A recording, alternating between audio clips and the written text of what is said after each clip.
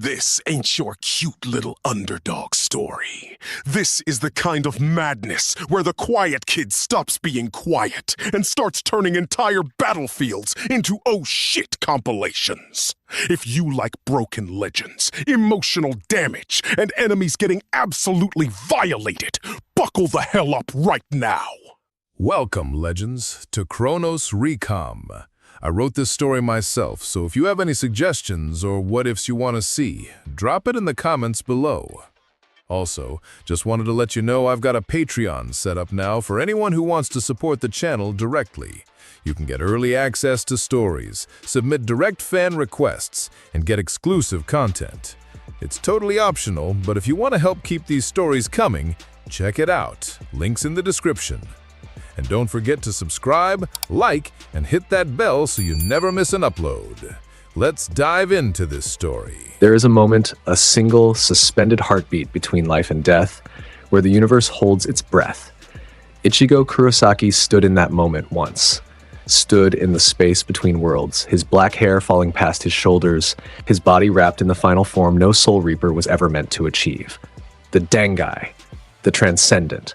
A being who had pushed past every limit, Shinigami, Hollow, Quincy, human, and fused them all into one terrible, beautiful, absolute thing. He looked at Sosuke Aizen across the shattered battlefield and felt nothing.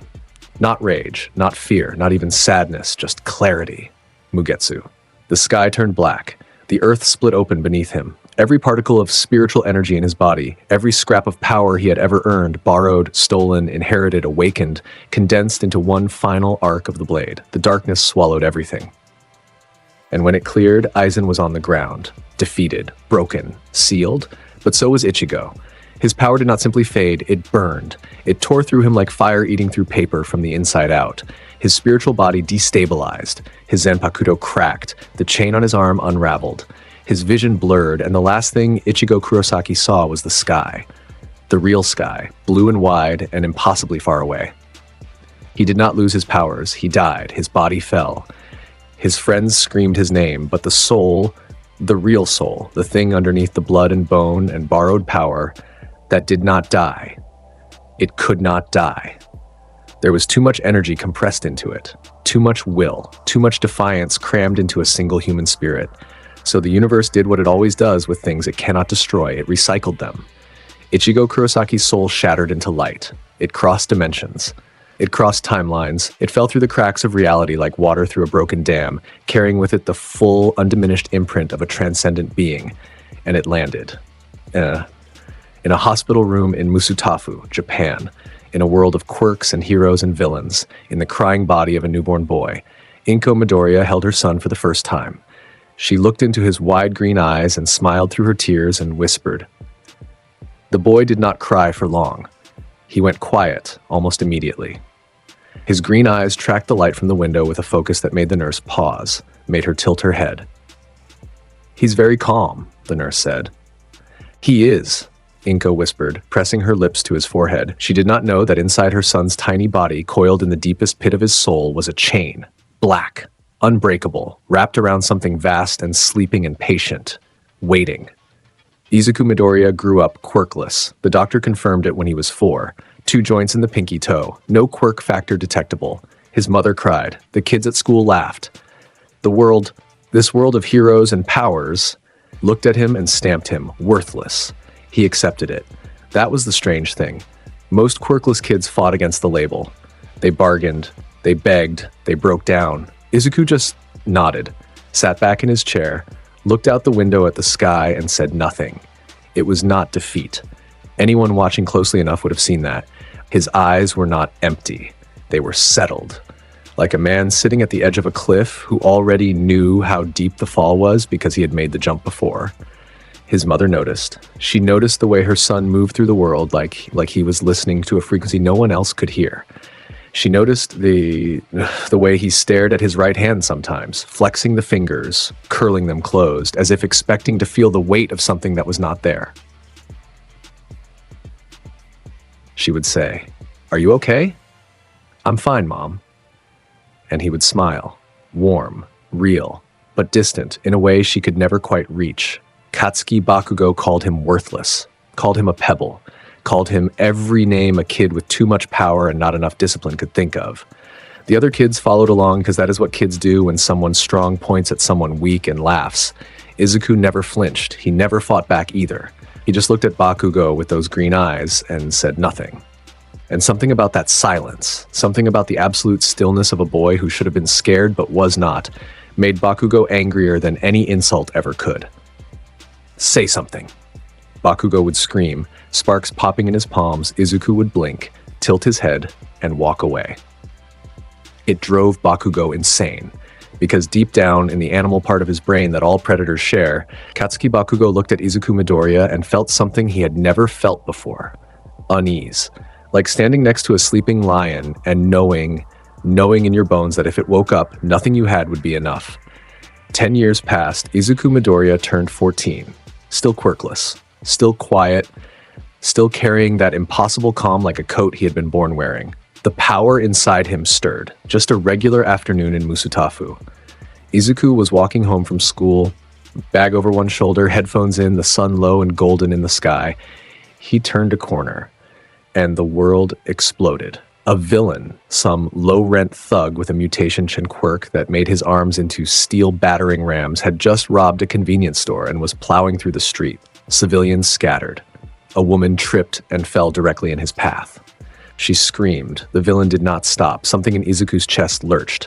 Not his heart. Deeper. The thing underneath. The chain. It pulled. Time slowed. The world went quiet. Izuku felt a heat bloom in his center. Not painful, not gentle, just absolute. Like a door that had been locked for 14 years finally, quietly, swinging open. He heard a voice. Not words. A feeling. An impression that rippled up through his bones like a tuning fork struck against the core of the earth. You already know what to do. Izuku moved. He did not run. He did not sprint. He stepped forward, and the ground cracked beneath his foot. And he was there, between the woman and the villain, in a span of time that the human eye could not track. Shunpo. He did not know the word yet, would not learn it for weeks. But his body knew. His soul knew.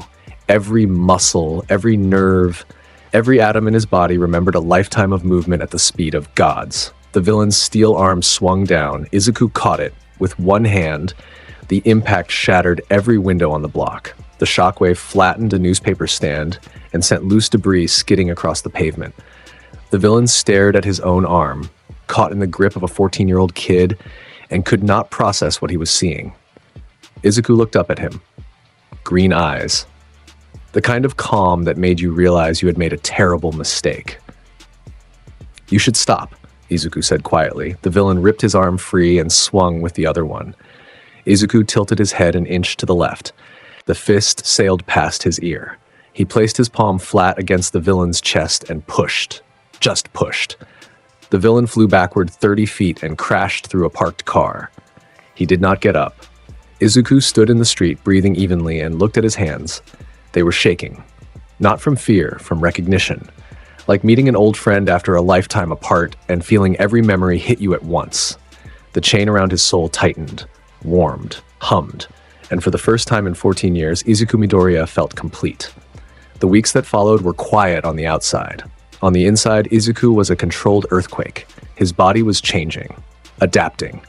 The spiritual energy coiled inside him was leaking out in waves, subtle at first, then less subtle. Birds stopped singing when he walked past. Stray cats watched him with wide, unblinking eyes. His mother's teacups rattled on the shelf when he came home angry about something. Not much made him angry, but when it did, the air in the room got heavy. He trained alone, in empty lots, on rooftops. At 3 a.m, when nobody was watching, he discovered Shunpo first. The flash step. One moment he was standing on one end of a rooftop, and then he was on the other end, and the air between the 2 points collapsed inward to fill the vacuum he left behind. He practiced until the motion was as natural as blinking. Then came the Reiatsu. He could feel it. This vast, bottomless ocean of pressure sitting inside him like a second heartbeat. When he let even a fraction of it surface, the ground cracked. Pebbles floated. The air grew thick and cold and wrong in a way that made every living thing within 100 meters want to run. He learned to contain it, compress it, wrap it tight around his body like armor, invisible and absolute. And then on a Thursday night, alone on a beach covered in trash, Tensa Zangetsu came. He did not summon it. Not on purpose. He was sitting on a rusted refrigerator, watching the moon, when the chain on his right arm, the chain that had been there since birth, the black mark his mother thought was a birthmark, moved. It tightened, solidified, became real. Black chain links materialized along his forearm. They crawled up past his wrist, down to his fingers, and from between them, clang! A sound like a bell struck in an empty cathedral. The sword materialized in his grip, slender, elegant, pitch black from guard to tip, with a chain dangling from the hilt that connected directly to his arm. Tensa Zangetsu, the heavenly chain that cuts the moon. Izuku held it in one hand and felt the weight of it. Not heavy, not light. Correct. Like a limb he had been missing. He stood up, held the blade out in front of him. The ocean wind caught his hair. The moon hung low and heavy over the water. And deep in his chest, in the place where memory lives, he heard a whisper. Getsuga Tensho. He swung. The arc of black and red energy that erupted from the blade carved a trench across the surface of the ocean, 300 meters long, 50 meters wide. The water split. The air screamed. The displaced wave crashed into the far breakwall and sent a plume of white spray 40 feet into the sky. Izuku lowered the sword. His arm was not tired. His breathing had not changed. He looked at the destruction and felt the corners of his mouth twitch. Not into a grin, not into a smirk, just the faintest shadow of recognition. "There you are," he said quietly to the sword. Tensa Zangetsu hummed in his grip, warm, alive, ready. Izuku Midoriya was no longer quirkless. He had never been quirkless. The world had just been waiting for his soul to wake up. And now it was awake, and it was hungry. 2 months later, the sludge villain attacked. Every person in Musutafu saw the footage afterward. Every hero forum, every news station, every kid with a phone and a social media account. But the people who were there, the ones standing behind the caution tape that day, they did not just see it. They felt it. It started like it always does. A mid-level villain, sentient sludge, shapeless and suffocating, burst out of a manhole cover in the shopping district. Pro heroes responded. Death arms. Kamui Woods, Backdraft Mount Lady, they set up a perimeter, assessed the situation, and realized 3 things very quickly. 1, the villain had a hostage. 2, the hostage was a 14-year-old boy with ash blonde hair and a face twisted in fury and terror, Katsuki Bakugo, whose explosion quirk was only making things worse, igniting the sludge and scattering fire across the storefronts. 3, none of their quirks were compatible with the situation. So they stood there, behind the line. Doing math, Death Arms shouted evacuation orders. Backdraft focused on the fires. Kamui Woods could not engage. The flames would burn him alive.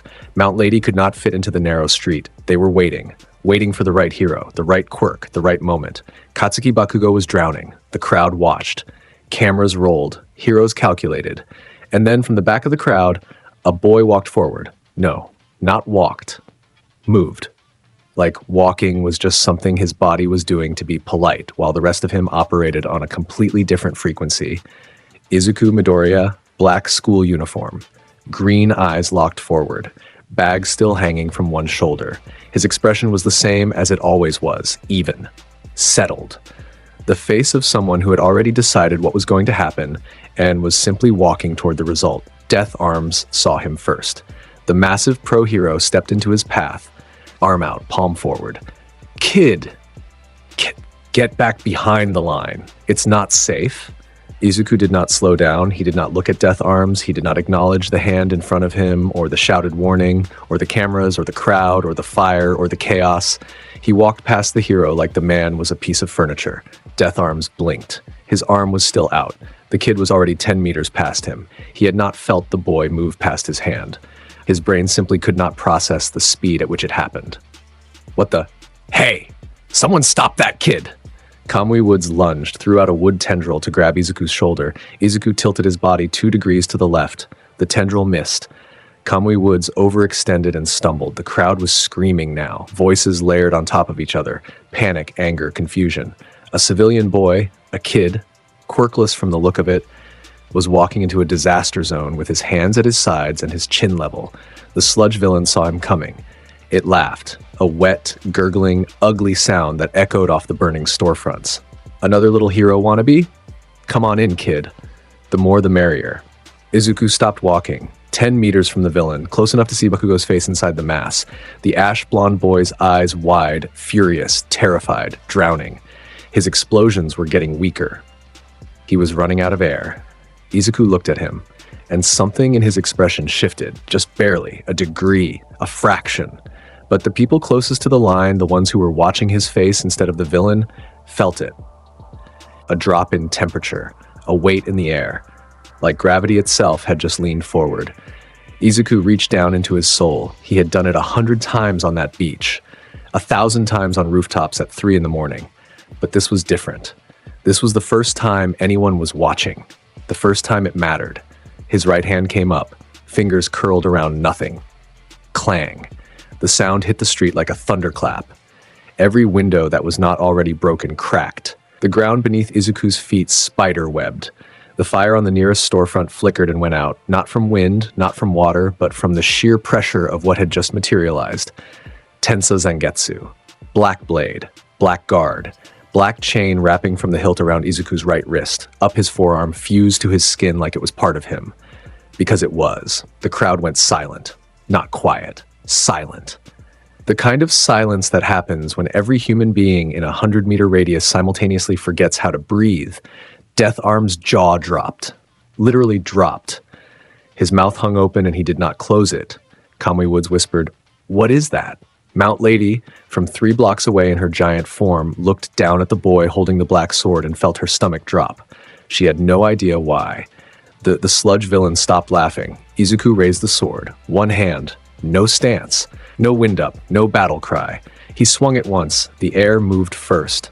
A wall of compressed force, visible, rippling, distorting the light like heat haze, erupted from the arc of the blade and hit the sludge villain at a speed that the human eye registered only as a flash of black and red. The villain did not explode. It dispersed. The sludge was torn apart at a molecular level. Not burned, not frozen, not blasted, separated. Ripped into a million harmless droplets that scattered across the pavement like dirty rain. Bakugo dropped, fell to his knees on the wet asphalt, gasping, choking, alive. The wind from the swing kept going. It tore down the street behind the villain, cracking the pavement in a line, shattering a fire hydrant, and leaving a gouge in the road that ran 40 meters long and a foot deep. From one swing, without a Getsuga Tensho, without Reiatsu release, without trying. One. Swing, Izuku lowered the sword. The chain clinked softly against his arm. He looked at Bakugo. The blonde boy was on his hands and knees, coughing sludge, eyes wide and locked on Izuku's face with an expression that nobody in Musutafu had ever seen on Katsuki Bakugo before. Fear. Not of the villain.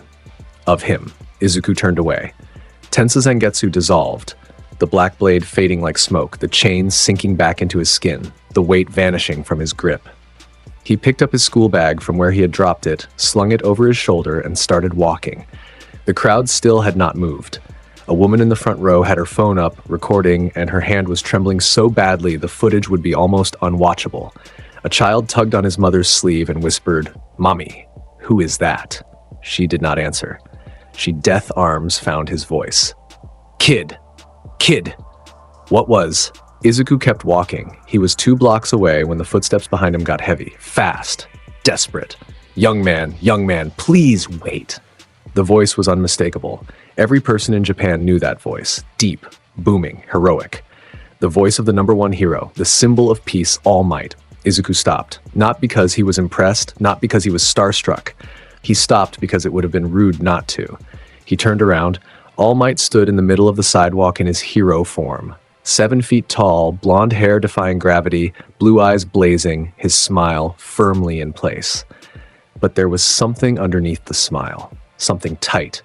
Something that Izuku, with senses sharpened by a soul that had faced gods, could read like a billboard. Uncertainty. "Young man," All Might said. His voice was slightly less booming than usual. "What you did back there was extraordinary. I have never seen a power like that. The sword, the pressure, the way the air itself moved. Tell me, what is your quirk?" Izuku looked at him, studied him. Not his muscles or his costume or his towering frame, his soul. And what Izuku saw there was a flame, powerful, burning, but flickering, weakening. A candle in a body that was too broken to hold it much longer. "You are injured," Izuku said. All Might's smile cracked. Just for a moment. A flash of shock crossed those blue eyes. I beg your pardon? Your body, Izuku said. The damage is extensive, internal. You are burning through your remaining time in that form faster than you realize. You should rest. All Might stared at him. The smile held, but barely. His left hand pressed unconsciously against his side, the side where the wound was. The wound no one was supposed to know about. How can you? I can feel it, Izuku said simply. Your energy, it is strong, but the vessel is cracked. He paused, looked at the hero, the greatest hero in the world, with something that was not pity. Something warmer, respect maybe, or recognition. One warrior looking at another and understanding the cost. All Might dropped the pretense. The smile softened. He took a breath. Young Midoriya, he said, and Izuku noted that he knew his name. Of course he did. All Might had been looking for a successor, a vessel for one for all. He had been watching. I came to find you because I believe you have the heart of a true hero. What you did today, running in when no one else would, that is what makes a hero. I want to offer you something, a power, a legacy passed down from... No. One word. Quiet. Final.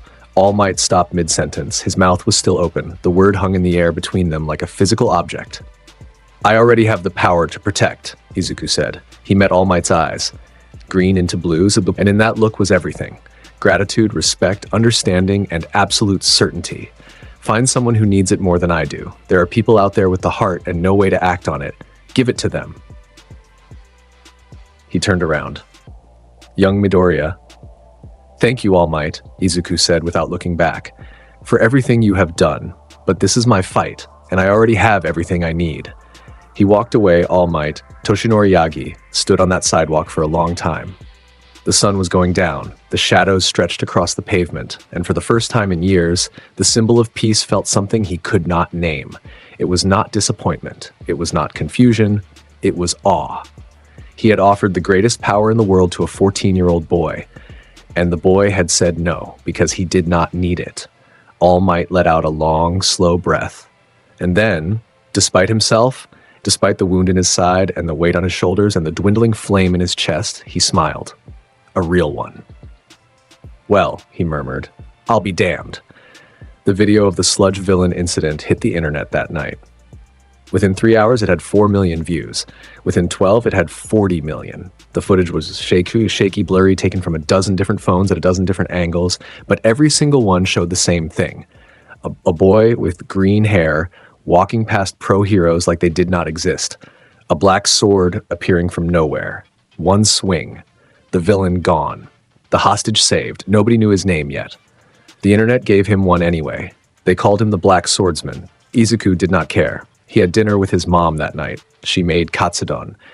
He told her he was going to apply to UOA.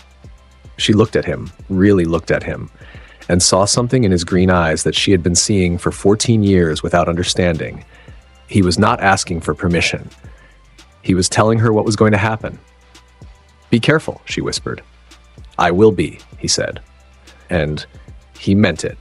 The UA entrance exam was held on a Saturday in February. 10,000 applicants, 300 accepted. The most prestigious hero academy in Japan, maybe the world. Izuku arrived early. Black pants, white shirt, sleeves rolled to the elbows. The chain mark on his right arm was visible. Thin black links etched into his skin from wrist to elbow, dormant and quiet for now. He carried no support items, no gear. No backup plan. He was the backup plan. The orientation auditorium was packed. Hundreds of teenagers, all vibrating with nervous energy. Quirks flickered and sparked in the crowd. Some kid in the back had literal engines in his legs. A girl near the front could float objects by touching them. A boy with a tail kept accidentally knocking over seats. Present Mike took the stage. The voice hero. Blonde, loud, enthusiastic in a way that made Izuku's right eye twitch. Welcome to today's live performance. Everybody say, hey! Silence. Tough crowd. He launched into the explanation. Mock City, faux villains, robots with point values, 1-pointers, 2-pointers, 3-pointers. Destroy as many as possible in 10 minutes. Simple enough, a tall boy with glasses, Tenya Ida, Izuku would learn later, stood up and asked about the 0-pointer. Present Mike explained, an obstacle, worth no points. Meant to be avoided. Izuku looked at the silhouette of the 0-pointer on the screen. Massive. Building-sized. He almost smiled. The applicants were divided into groups and sent to different mock cities. Izuku was assigned to Battle Center B. He stood at the gate with roughly 50 other kids, all stretching, psyching themselves up, whispering strategies. The girl who could float things, round face, brown hair, big brown eyes, was standing near him. She noticed the chain mark on his arm and started to say something, then hesitated. Izuku noticed her hesitation. "You will do fine," he said without looking at her. She blinked. "Huh?" "The exam. You are nervous. There is no need to be. Trust your body. You have trained for this." She stared at him. His voice was so steady, so sure, like he already knew how everything was going to end. Thank you," she said. "I'm Ochako Uraraka. Izuku Midoriya." She smiled. He nodded. And then the gates opened, and Present Mike's voice boomed across the speakers. "Start!" 50 teenagers surged forward, running, shouting, activating quirks. Engines roared, explosions crackled, someone shot tape from their elbows. Someone else grew to 3 times their size. Izuku did not run. He stepped forward once. Shunpo, the air imploded where he stood. The ground cracked in a starburst pattern. A shockwave rolled outward and knocked 2 nearby applicants off their feet. And Izuku was gone. Not fast, gone. 1 frame he was at the starting line. The next, he was 500 meters deep into the city, standing on top of a 3-pointer that he had already cut in half. The 2 halves of the robot slid apart and hit the ground on either side of him with a crash. Back at the starting line, the applicants who had been knocked down scrambled to their feet and stared at the empty space where the green-haired boy had been standing. "What the hell was that?" Someone yelled. Up in the observation room, the UA faculty watched the monitors.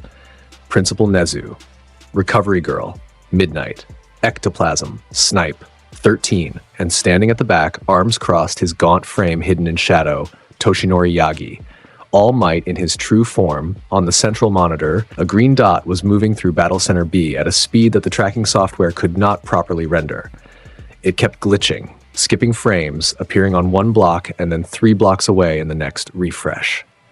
"Is the tracker malfunctioning?" Midnight asked.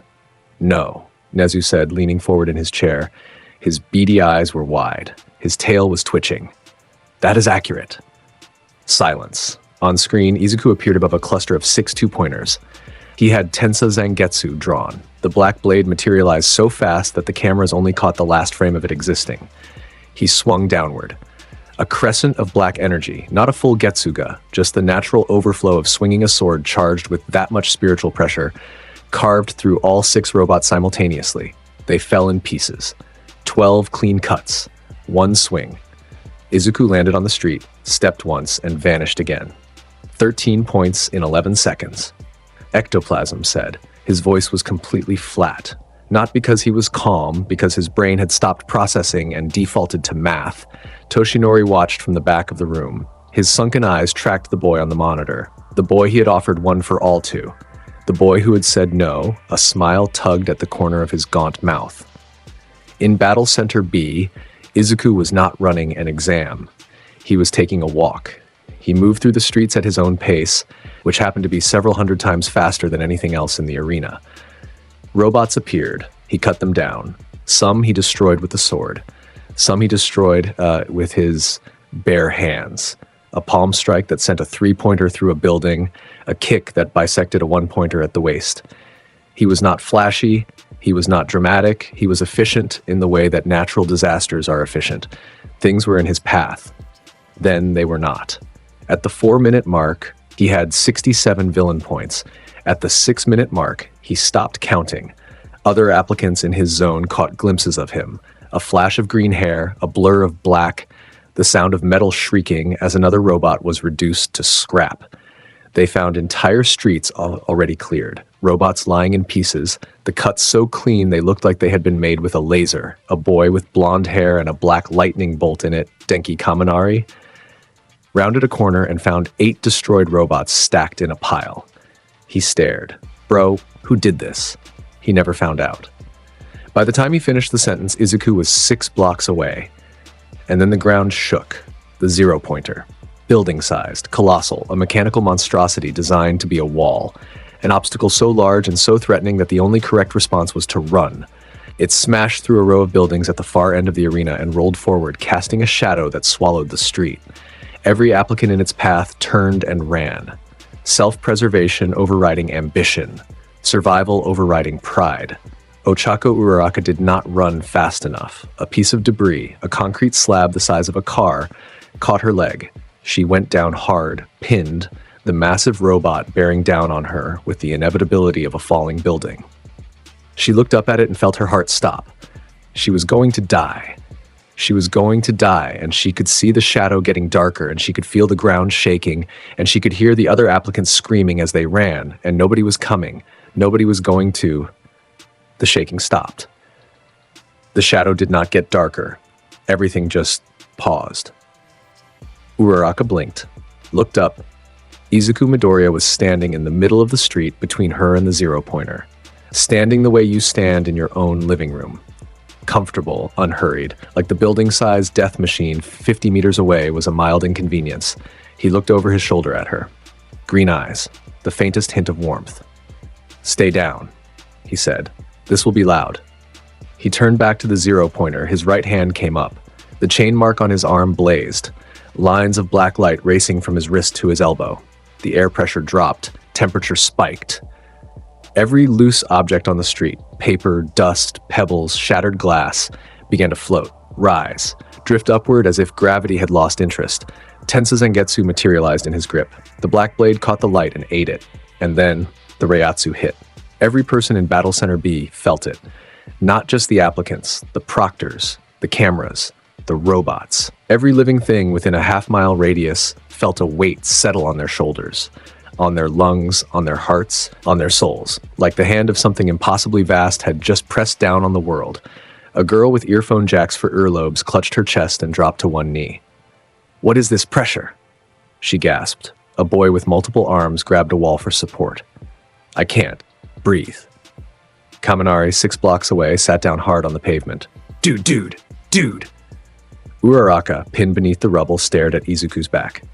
A black and red aura was bleeding off his body like fire, visible, physical, rippling the air around him in waves.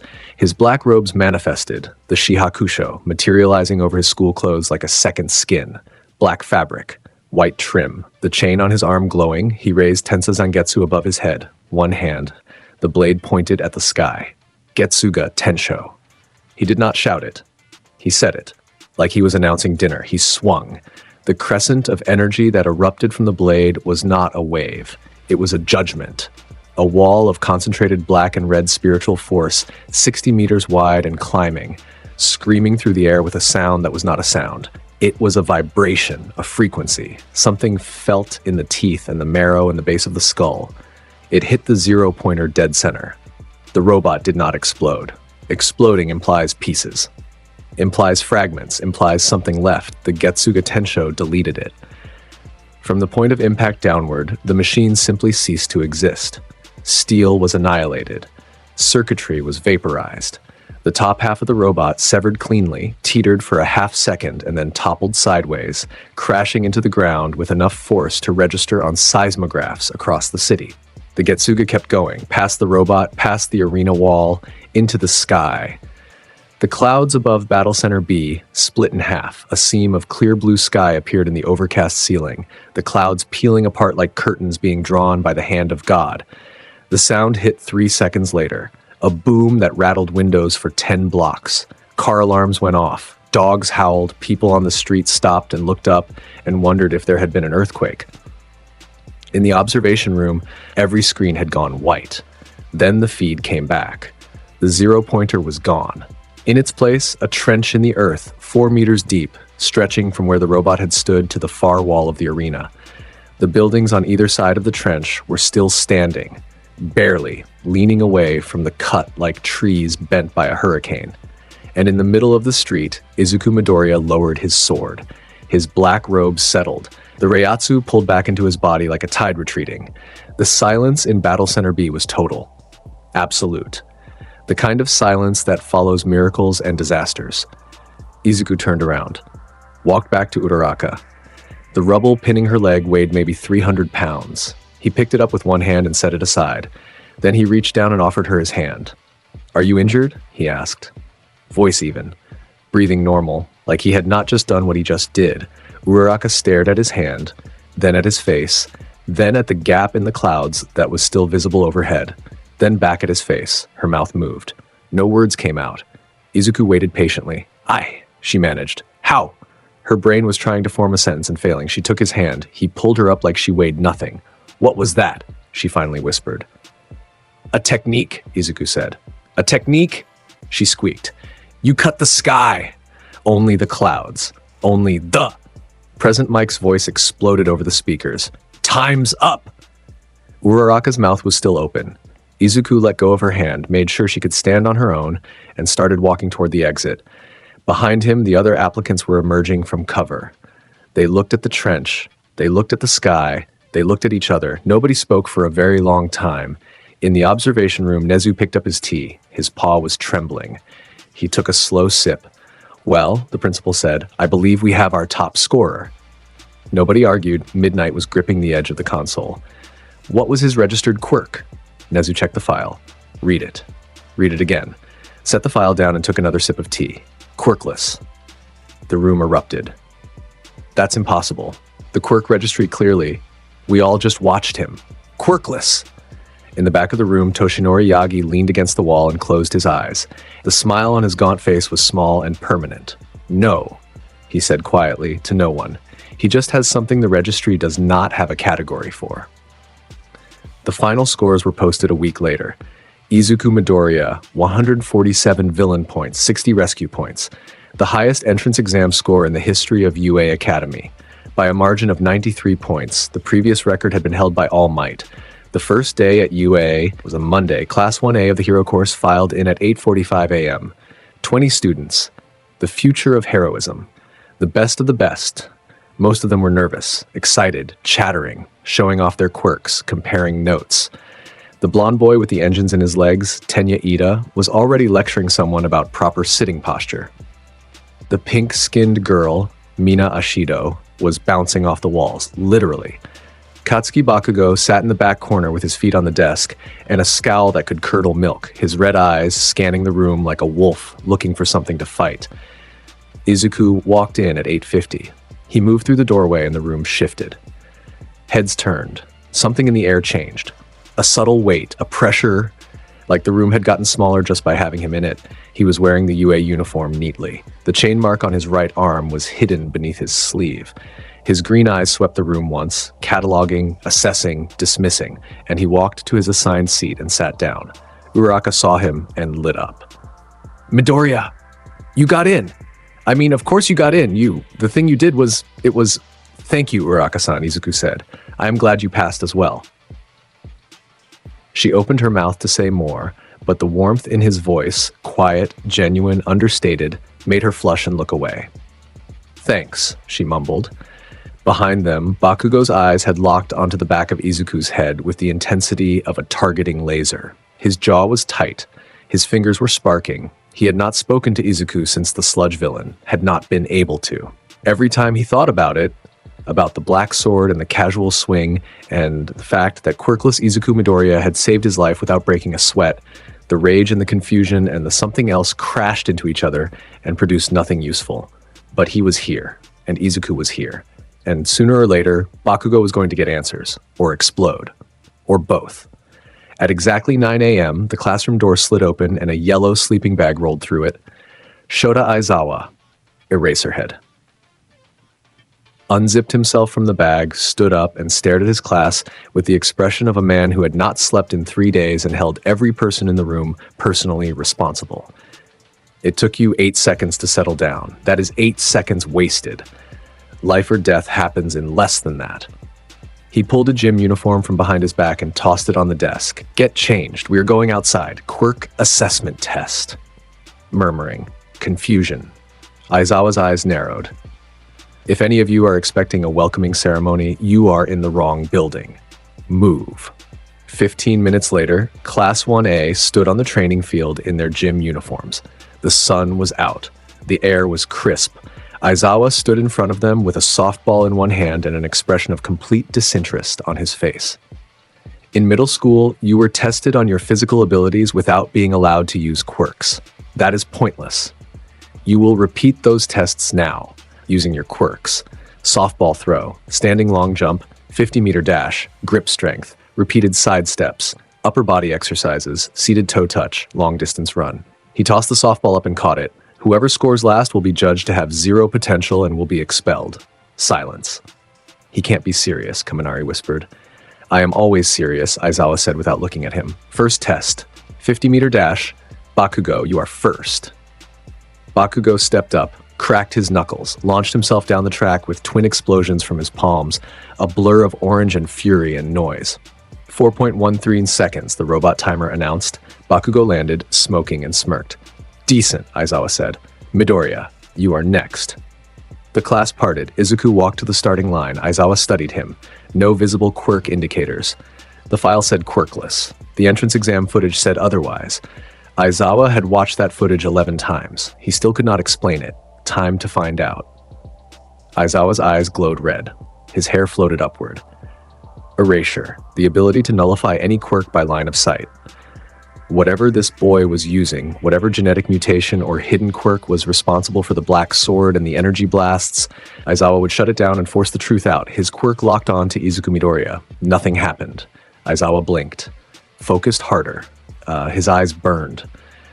His quirk was active. He could feel it, reaching, searching, trying to grab onto the mechanism of the boy's power. There was nothing to grab. It was like trying to erase the ocean. His quirk reached for the source and found no quirk factor, no mutation, no emitter, no genetic switch. Just depth. A bottomless well of something that his erasure slid off of like water off glass.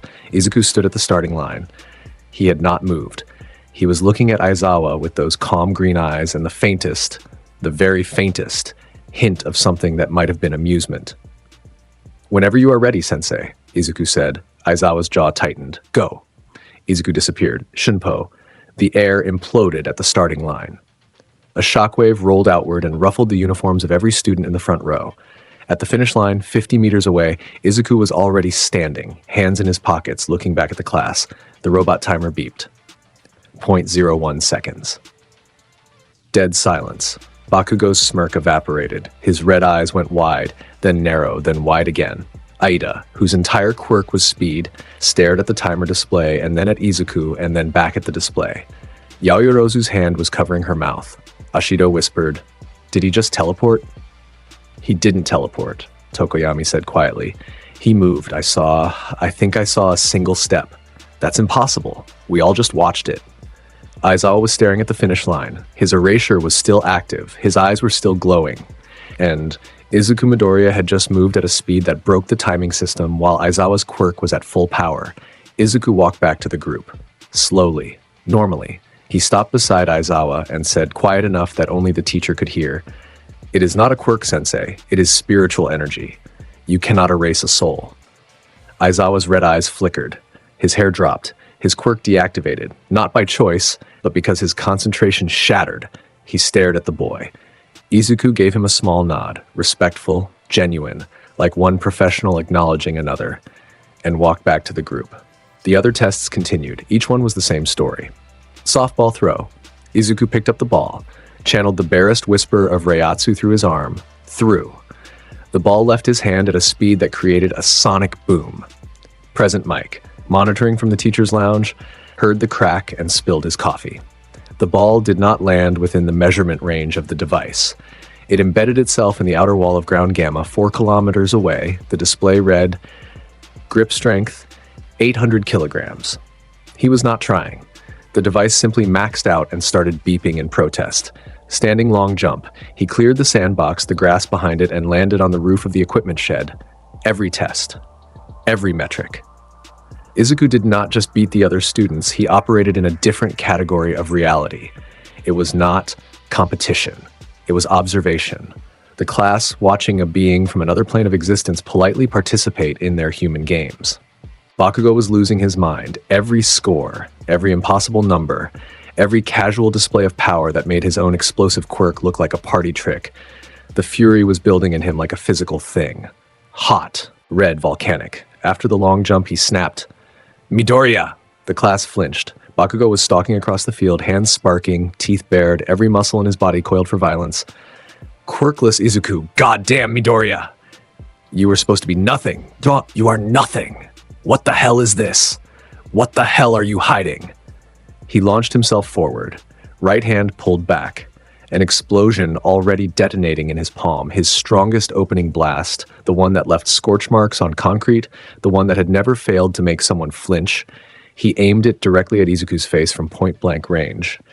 The explosion connected, fire, smoke, heat. The blast was strong enough to crack the ground beneath them. Students dove backward. Ida shouted.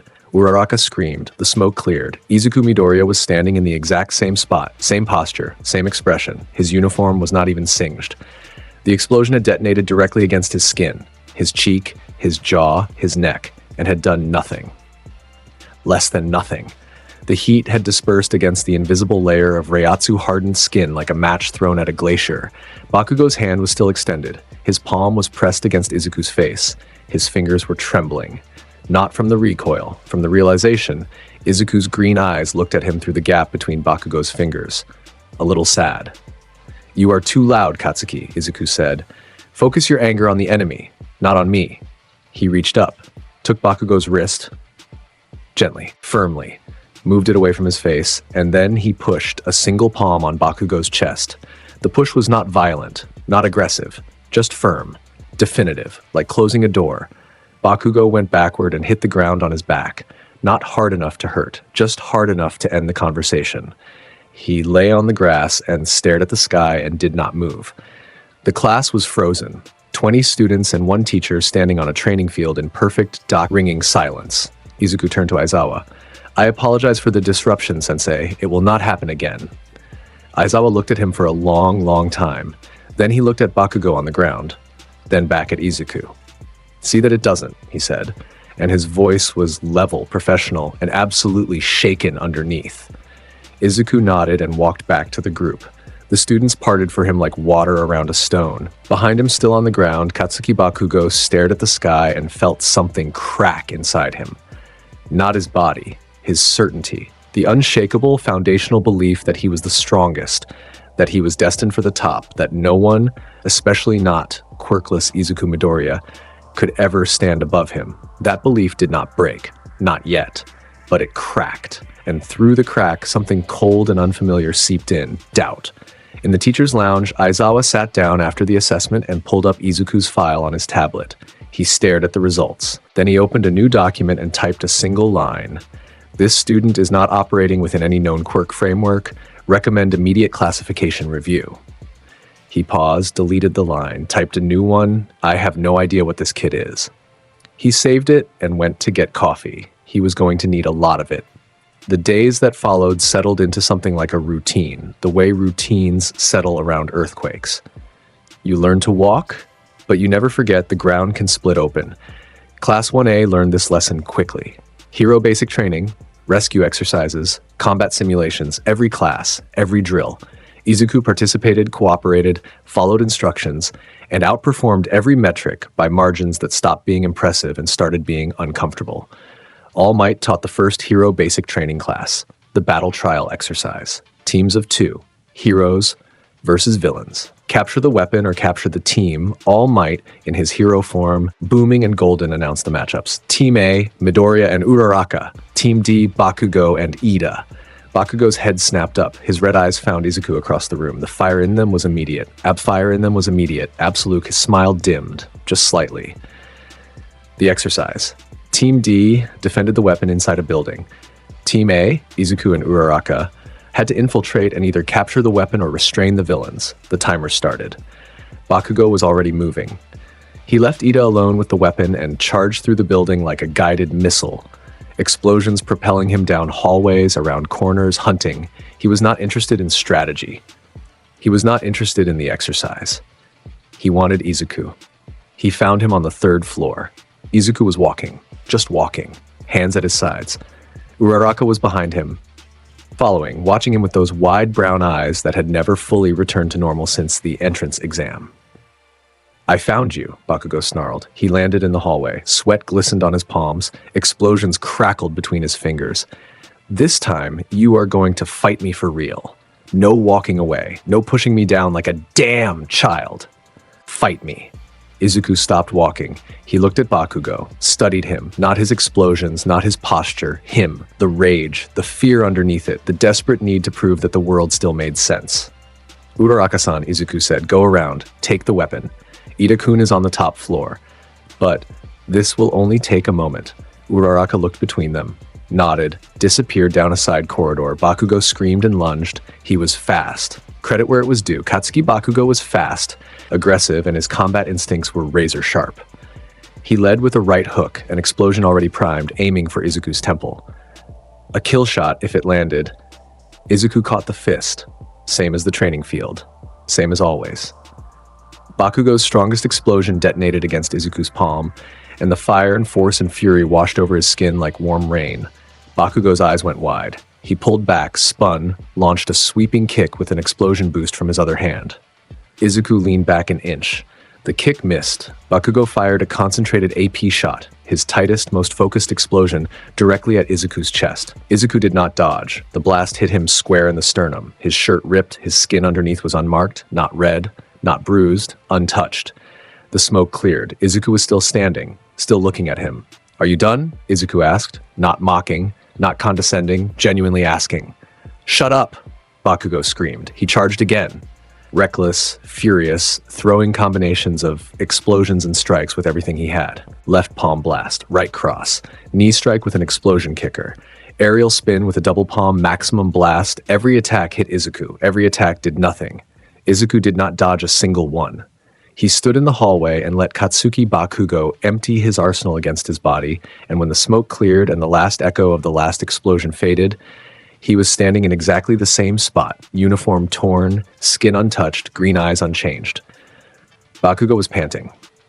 His palms were raw, his sweat was spent. He looked at Izuku with an expression that had passed through fury and come out the other side into something raw and terrible. What are you? He whispered. Izuku stepped forward. One step. He placed his hand on Bakugo's shoulder. You are strong, Katsuki. Stronger than you know, but your strength is wasted on anger. He squeezed, gently. Find something worth fighting for, not something to fight against. He released his shoulder, turned, walked toward the stairs. Behind him, Bakugo stood in the ruined hallway, hands shaking at his sides, and said nothing. Upstairs, Uraraka had already touched the weapon with 5 fingers and floated it to the ceiling. Ida, who had been guarding it with admirable dedication, stared at the floating bomb and then at the cheerful girl who had somehow gotten past his defenses, and then at the doorway where Izuku appeared, walking calmly up the last few steps. Hero Team wins! All Might's voice boomed through the speakers. In the observation room, All Might clicked off the mic and let out a breath. The other students gathered around the monitors were in various states of shock. Kirishima, red hair, sharp teeth, pumped his fist.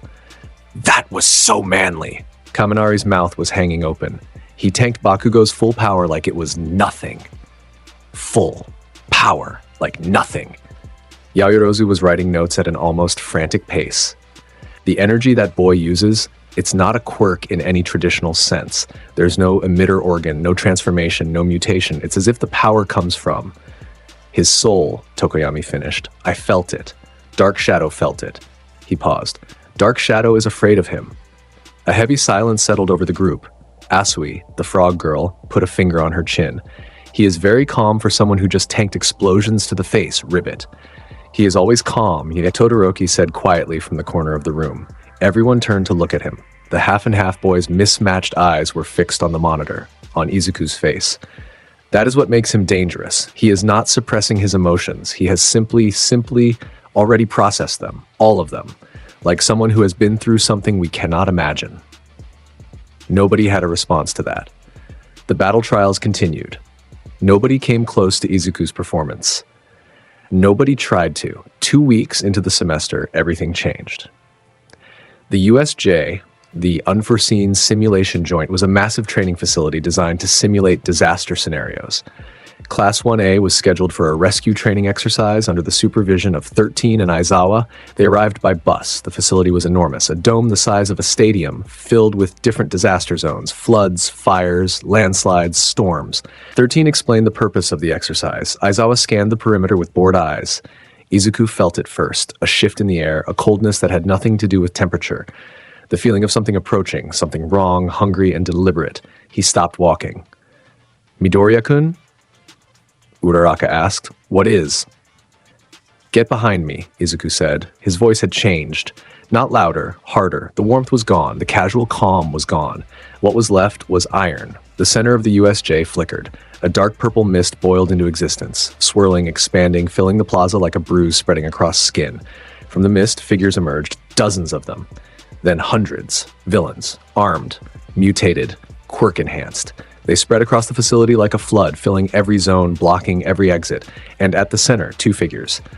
One, a man-shaped thing covered in hands. Pale. Thin, scratching his neck with obsessive, twitching fingers. Red eyes peering through the gaps between the severed fingers on his face. Tamura Shigaraki. 2. A monster. 7 feet tall, hulking. Its brain was exposed, a grotesque pulsing mass sitting on top of a body that was too large, too muscular, too wrong. Its eyes were empty. Its beak-like mouth was frozen in a permanent, mindless gape, the Nomu. The anti-symbol of peace, Shigaraki rasped. Built to kill all might, shock absorption, super regeneration, engineered to take everything the number one can dish out and keep coming. His red eyes swept the students. But All Might isn't here, is he? Just a bunch of NPC side characters. He giggled. Kill them. Aizawa moved first. He wrapped his capture weapon around his arm, goggles down, and launched himself into the crowd of villains. Eraserhead in action was terrifying, fluid, efficient, lethal in the non-lethal way that underground heroes perfected. He erased quirks and dropped villains with hand-to-hand combat that would have made most pro heroes weep. But there were hundreds of them, and the Nomu had not moved yet. 13 tried to evacuate the students. The purple mist villain Kurogiri blocked the exit. Students were scattered, separated, sent to different zones by Kurogiri's warp gates. And in the central plaza, Aizawa was beginning to tire. The villains kept coming. He erased 1 quirk, dropped 1 fighter, and 2 more took their place. His eyes were drying out, his blinks were getting longer, and the Nomu was watching. Shigaraki gave the order. The Nomu moved. It crossed the distance between itself and Aizawa in a single, blinding leap. The speed was wrong, something that large should not be able to move that fast. It grabbed Aizawa's arm, twisted. The crack of bone was audible across the facility. Aizawa screamed. The Nomu slammed him into the ground. Once. Twice. Face first into the concrete, blood sprayed, bone broke. The erasure hero went limp. Shigaraki giggled. See? Fragile. All of them. Fragile little. Footsteps. Slow. Steady. Echoing across the ruined plaza with the weight of a funeral drum. Every villain in the immediate area heard them. Shigaraki heard them. Kurogiri heard them. The Nomu heard them. It turned its empty head. Izuku Midoriya walked into the plaza. He was not running. He was not charging. He was walking. Each step deliberate. Each step heavy. Each footfall leaving a hairline crack in the concrete. Not from impact, but from the sheer weight of the spiritual pressure bleeding off his body in invisible waves. The lesser villains closest to his path stumbled, staggered. One dropped to his knees, clutching his chest.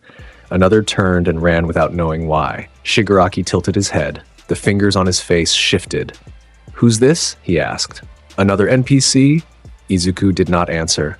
He looked at Aizawa on the ground, bloody, broken, still alive but fading.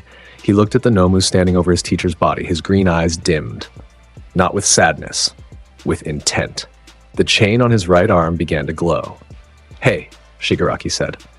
"I'm talking to you. Are you deaf or just..." Izuku's Reiatsu released. Not all of it. A fraction. A sliver. The thinnest possible edge of the power inside him, allowed to surface like the tip of a blade breaking through water. The effect was instant. The air changed. The temperature dropped 10 degrees. The concrete beneath Izuku's feet cracked in a web that spread 20 meters in every direction. Every villain within 50 meters buckled. Some fell, some vomited, some simply stopped moving, locked in place by a primal reptilian terror that had no name and no counter. Shigaraki's hands spasmed. The scratching stopped. His red eyes went wide. What is this pressure?" His voice cracked. Actually cracked, like a teenager's. All the menace stripped away by raw animal fear. "What the hell is this?" Kurogiri's mist flickered, destabilized. The warp villain's yellow eyes narrowed. "Tamura Shigaraki. Something is wrong. This individual is..." "I know something is wrong," Shigaraki screamed. The Nomu charged. Credit to its engineering. Whatever All for One had built into that creature's brain, it did not feel fear the way humans did. It received an order and executed it. Kill the threat. Simple. It launched itself at Izuku with enough force to crack the ground where it leaped. Its massive fist came down like a meteor. Shock absorption or not, the raw physical power behind it was enough to level a building. Izuku caught it. One hand. His right hand, the chain arm. He caught the Nomu's fist in his palm, and the shockwave from the impact radiated outward and shattered every piece of loose concrete within 30 meters. The ground cratered beneath both of them. Izuku's feet sank an inch into the floor and held. The Nomu's empty eyes stared at the boy holding its full power strike in one hand.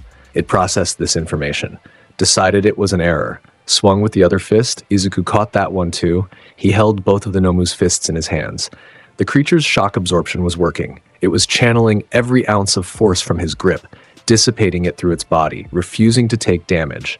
A perfect defensive mechanism against physical force. Izuku looked at the Nomu's face. Empty eyes, mindless, engineered. You rely on a modified body, Izuku said. He released the Nomu's fists, stepped back, raised his right hand. Clang, Tensa Zangetsu materialized. The black blade caught the dim light of the USJ dome and reflected nothing. The chain wrapped from hilt to wrist, glowing faintly with black and red light. I rely on my soul. The Nomu lunged. Both arms. Maximum speed. A combination that would have killed All Might in his weakened state. That was the whole point of this creature's existence. Izuku swung Tensa Zangetsu once. It was not a technique, not a named attack, just a swing. A diagonal slash from right shoulder to left hip, executed with a speed that the human eye registered as a flicker of black light. The blade cut through the Nomu, not through its skin, not through its muscle, through its essence. The spiritual energy layered into Tensa Zangetsu's edge did not interact with physical matter the way normal weapons did. It cut deeper, past the cells, past the biological programming, into the core of the thing. The Nomu split in half at the waist. Its upper body went left. Its lower body went right. They hit the ground with wet, heavy thuds. For 1 second, the regeneration tried to kick in. Cells reached for each other. Flesh crawled. Fibers tried to reconnect. And then the Reiatsu ignited. Black energy, Izuku's spiritual pressure, layered into the wound like poison, burned through the regenerating cells. Ate them. Consumed them. Every cell that tried to regrow was annihilated by the residual power of the cut. The regeneration did not slow down. It stopped. The Nomu, the anti-symbol of peace, engineered to fight the strongest hero in the world, lay on the ground in 2 pieces, dead, permanently. Shigaraki stared. His mouth moved. No sound came out. His hands, both of them, were shaking. The hand on his face slipped, fell to the ground with a dry clatter. His real face was visible. Young, pale, chapped lips, red eyes blown wide with something beyond fear. That, he whispered, that was supposed to kill All Might. That was supposed to. It had shock absorption, super regeneration. It was. Izuku turned to face him. The black blade hung at his side. The chain clinked softly. His green eyes were the eyes of something that had existed long before Tamura Shigaraki was born. Something that had fought beings that made All Might look like a candle in a hurricane. Shigaraki could not move. His legs would not obey. The Reiatsu pressing down on him was physical, like standing at the bottom of the ocean, like gravity had multiplied by 10, like the air itself had decided he was not welcome anymore. "What are you?" Shigaraki screamed. The composure was gone. The game was gone. He was just a scared young man staring at something his mind could not categorize. "What are you?" Izuku raised Tensa Zangetsu. The tip of the black blade pointed at Shigaraki's throat. 5 meters away. The distance meant nothing. They both knew it. "I am the one who protects them," Izuku said. His voice carried across the silent plaza like the toll of a bell. "Leave, before I decide to swing again." Kurogiri materialized behind Shigaraki. The mist villain's yellow eyes were wide as formless eyes could get. "Tomura Shigaraki, we must retreat, now, immediately. This individual is—" "I know!" Shigaraki screamed. He was clawing at his own neck. Red lines appeared, blood welled. I know. This isn't fair. This isn't how it was supposed to go. The Nomu was supposed to." "Leave," Izuku repeated. One word. Final. The Reiatsu spike, just a pulse like a heartbeat, and the ground beneath Shigaraki's feet cracked. Shigaraki screamed. Not a battle cry, a scream. The kind of scream that comes from a place deeper than the throat. Kurogiri's warp gate swallowed them both. The villains vanished, all of them. Warped out in moments, the purple mist swallowing the scattered forces like water draining from a tub. In seconds, the USJ was empty, silence. Izuku stood in the center of the plaza. The Nomu's body lay in two pieces behind him, black energy still eating through the remains. Aizawa was on the ground nearby, unconscious but breathing. The other students were emerging from the disaster zones, battered, scared, alive. They saw Izuku standing alone in the ruined plaza. They saw the dead Nomu. They saw the cracks in the ground and the fading black energy and the sword in his hand. Nobody spoke. Kirishima was the first to move. He walked forward, slowly, eyes wide, mouth open. He looked at the Nomu, looked at Izuku, looked at the Nomu again. "Dude," he said, you just... Izuku dismissed Tensa Zangetsu. The blade dissolved. The chain sank back into his arm. He turned to face the class. "Is everyone all right?" he asked. Same voice, same calm, like he had not just killed an unkillable monster with a single swing. Nobody answered. They were too busy staring. Todoroki stood at the edge of the group. His mismatched eyes, one gray, one blue, were locked on Izuku. His left side was cold. His right side was warm. And for the first time in a very long time, both sides agreed on the same emotion. Respect. Yaoyorozu had stopped writing notes. Her pen was frozen above her notebook. Her brilliant analytical mind, the mind that could deconstruct any quirk, any strategy, any system, was drawing a complete blank. "He cut through shock absorption," she whispered. That's not possible. Shock absorption nullifies physical force. You can't cut through it." "He did not cut through it," Tokoyami said from beside her. His voice was hushed. "He cut through something else. Something underneath. I felt it. Dark Shadow felt it. The blade does not just cut flesh, it cuts." "The soul," Todoroki finished. Nobody argued. Uraraka stood at the back of the group, both hands pressed to her chest, her heart hammering, her eyes shining with something she could not name. She watched Izuku turn away from the class and walk toward Aizawa's body. He knelt down, checked the hero's pulse. Steady. He carefully, gently repositioned Aizawa's broken arm to reduce further damage. His hands were steady. His face was calm. "Recovery girl will need to see him immediately," Izuku said. "His arm is broken in two places. Possible concussion, but he will live."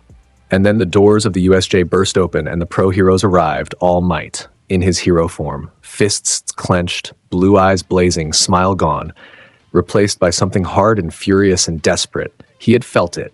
From across the campus, he had felt the spike of Reiatsu. He had felt the pressure, and he had come running. He stood in the doorway and took in the scene. The ruined plaza, the defeated Nomu, the scattered debris, the students shaken but alive.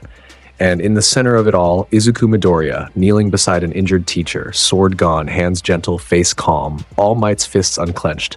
He walked down the stairs slowly. The other pros, Snipe, Ectoplasm, Midnight, fanned out behind him, securing the facility. But All Might walked straight to the plaza. Straight to Izuku. He stopped 5 feet away. Izuku stood up and met his eyes. For a long moment, the symbol of peace and the boy who had refused his power looked at each other. "You handled it," All Might said. "I did. The creature, the one they said was built to kill me. It is gone."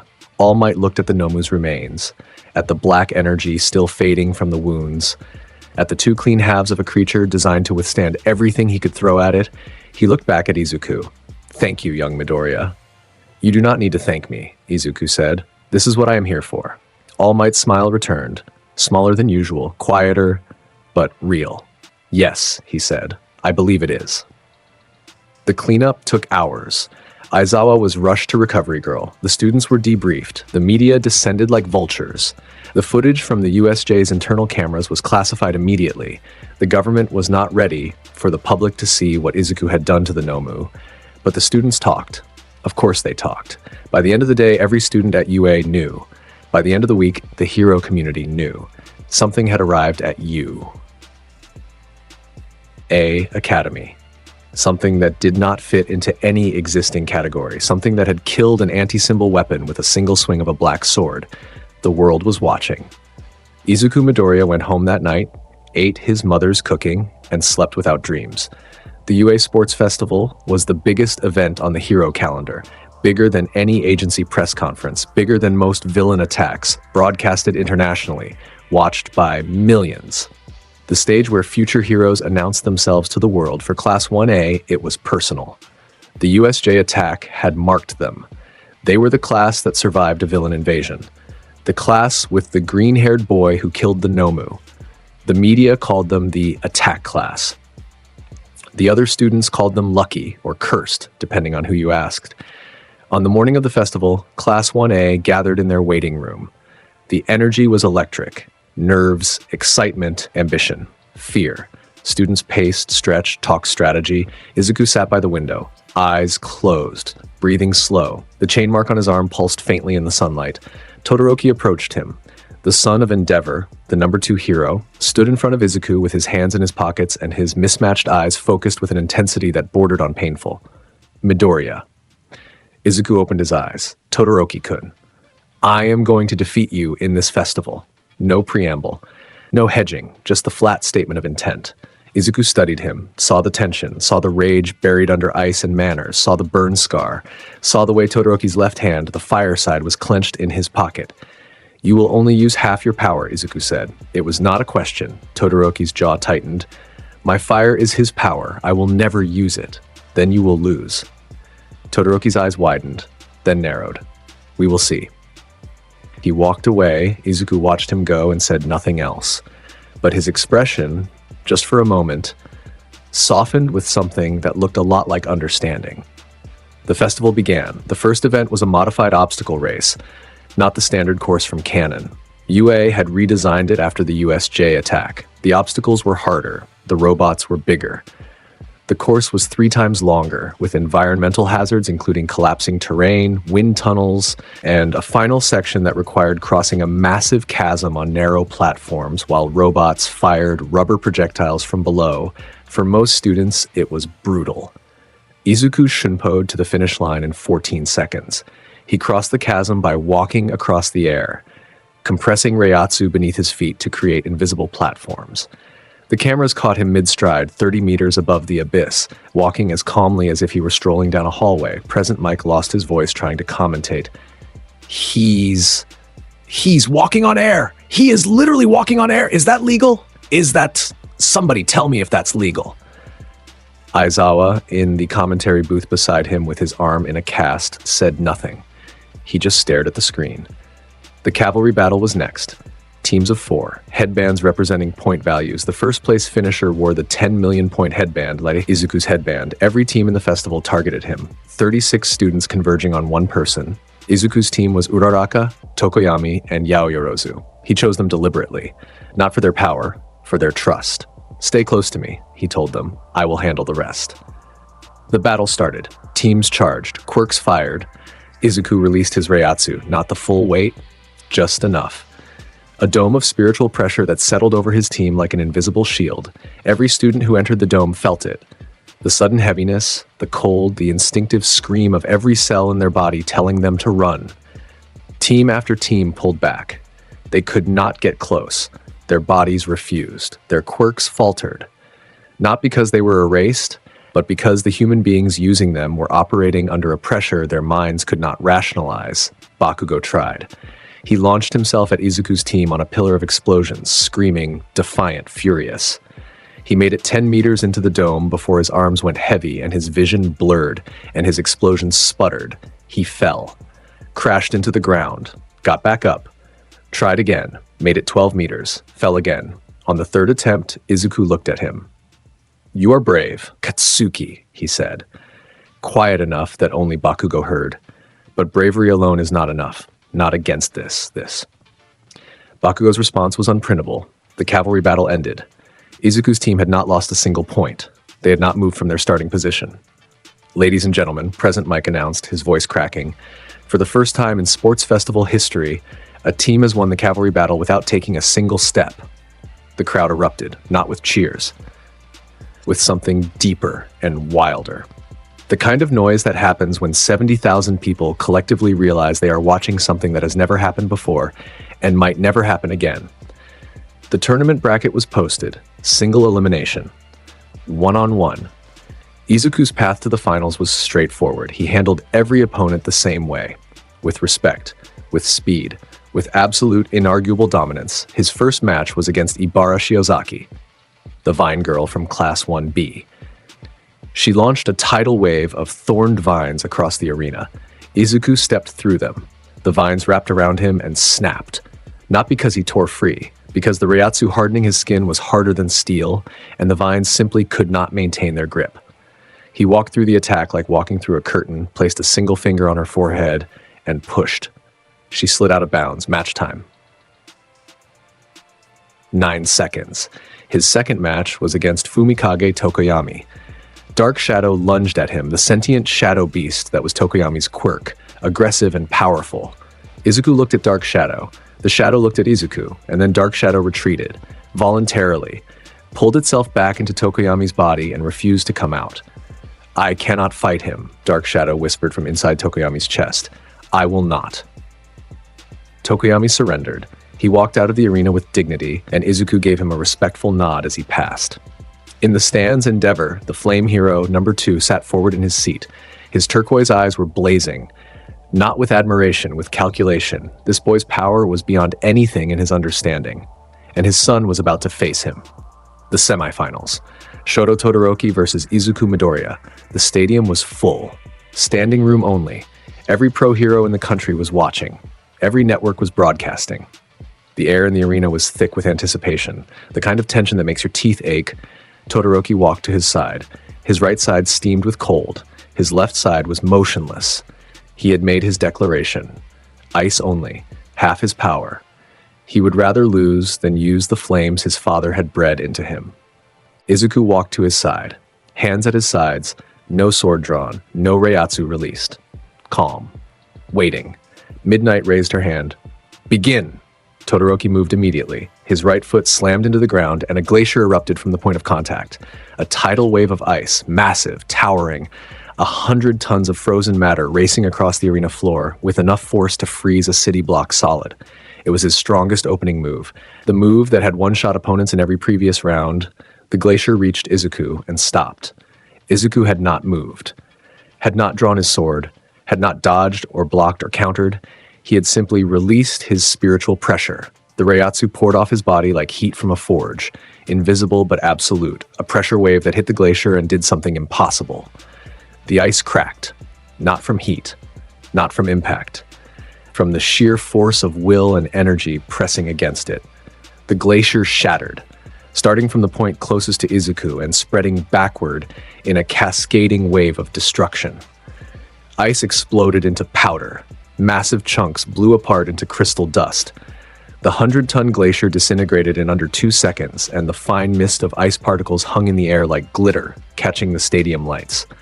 Through the sparkling mist, Izuku walked forward. The crowd went quiet, then erupted in a noise that did not sound like cheering. It was closer to a collective gasp that never ended. Todoroki stared. His right arm was still extended. The ice that remained on the ground around his feet was cracking, spiderwebbing, falling apart. "More," Izuku said, walking forward, step by step. "You have more than that, Todoroki-kun." Todoroki gritted his teeth and launched another glacier, bigger, faster. He poured everything he had into it, a wall of ice that filled the entire arena from floor to ceiling. Izuku kept walking. The ice reached him and shattered. The Reiatsu did not waver. His footsteps did not slow. Each step cracked the ice beneath him.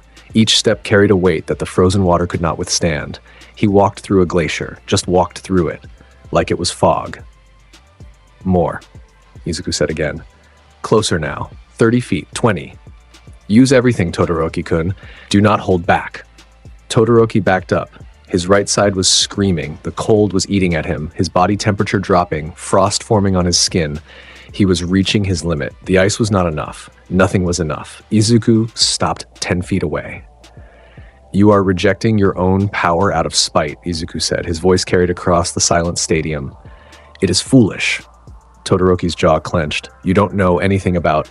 I know what it looks like when someone cuts away a piece of themselves because of someone else's sins." Izuku's green eyes were steady, patient, ancient. "Your fire is not his. It is yours. It was always yours. If you want to reject your father, do it by becoming a better man than him. Use your fire. Not for him, for yourself." The stadium held its breath. Todoroki's left side, the fire side, trembled. His left hand clenched, unclenched. His heterochromatic eyes were shining. Something was breaking inside him. Something that had been frozen for years. The memory hit him. His mother's voice, "You want to be a hero, don't you? That's wonderful." Todoroki Shoto ignited. Fire erupted from his left side. A detonation. Years of suppressed power and suppressed rage and suppressed grief exploding outward in a column of flame that turned the air orange and made the audience in the first 20 rows throw up their arms to shield their faces. The stadium shook. The concrete cracked. The temperature spiked by 40 degrees in an instant. In the stands, Endeavor lurched to his feet. His eyes were wider than they had been in decades. His flames, his own flames, flickered in response to his son's. "Shoto!" he roared. "Yes, you are finally..." Todoroki was not listening to his father. He was looking at Izuku. Tears were streaming down both sides of his face, evaporating on the left, freezing on the right. "Thank you," he whispered. Then louder, "Now fight me!" He launched everything. Both sides. Fire and ice together for the first time. A massive spiraling vortex of opposing elements. A hurricane of flame and frost that tore across the arena with a force that made Present Mech fall out of his chair. Izuku drew Tensa Zangetsu. Clang! The black blade materialized, and Izuku raised it with one hand. He did not fire a Getsuga. He simply swung, one horizontal arc. And the air pressure from the swing collided with Todoroki's vortex. The explosion that resulted destroyed the arena. The shockwave flattened the concrete barriers. Cementos tried to raise walls to protect the audience. 3 walls went up, and 2 of them shattered immediately. The noise was indescribable. The heat and cold hit the crowd simultaneously. People in the stands grabbed each other. The cameras shook. When the dust and steam and fire cleared, the arena was a crater. The floor was gone, cracked, melted, frozen, ruined. The boundaries were invisible. Todoroki was outside the ring, on the ground, unconscious but smiling, his entire body steaming, frost on the right, heat haze on the left. He had used everything. Both halves. For the first time, Izuku stood in the center of the destroyed arena. Tensa Zangetsu dissolved. His uniform was singed, a single cut on his cheek from a shard of ice that had actually impossibly gotten through. A thin line of red. The crowd was silent for 3 full seconds. Then the noise hit. It was not cheering. It was not applause. It was a wall of sound. 70,000 people losing their minds simultaneously. Screaming, stamping, crying, laughing. The kind of crowd reaction that happens once in a generation. Present Mike was screaming into his microphone, "That was the greatest match in sports festival history. I have been doing this for 15 years and I have never seen anything like what just somebody check my blood pressure." In the commentary booth, Aizawa leaned back in his chair. His arm was in a cast, his face was unreadable, but his one visible eye was shining. The boy told Todoroki to use his fire, Aizawa said into his mic. His voice was quiet. In the middle of a fight, he was winning effortlessly. He stopped to help his opponent become stronger. Silence from Present Mike. "That," Aizawa said, "is the difference between power and heroism." The crowd was still roaring. In the stands, Endeavor sat back down, slowly.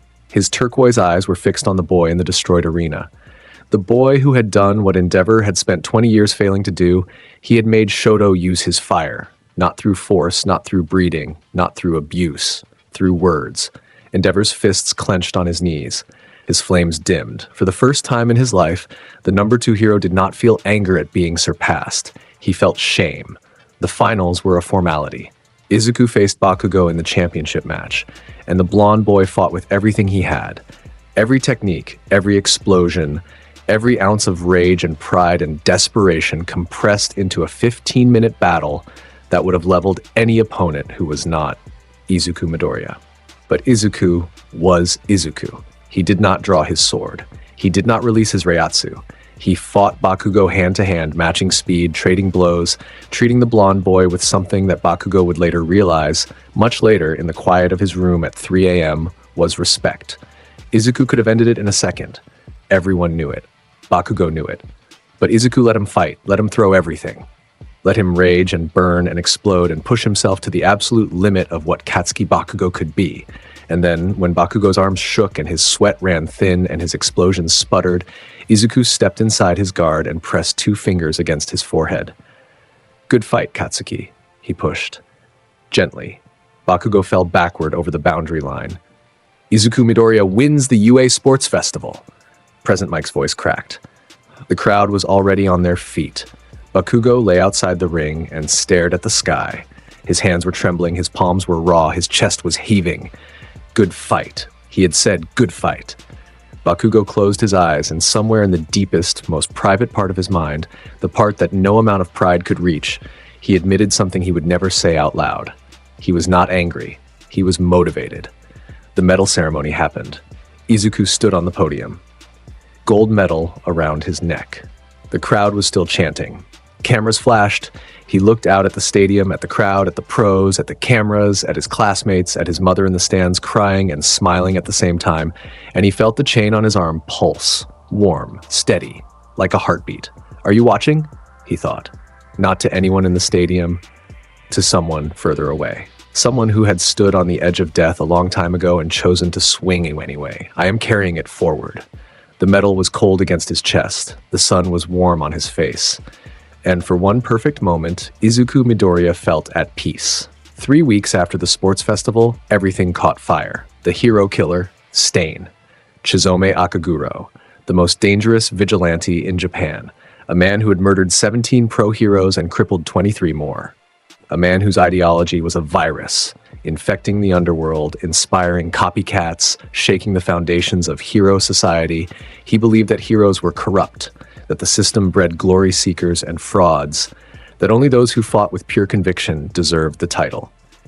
He tested his belief with a blade and a tongue, and the heroes who failed his test bled out in back alleys while the world argued about whether he had a point. His quirk, Blood Curdle, allowed him to paralyze anyone whose blood he ingested. One lick, total immobilization.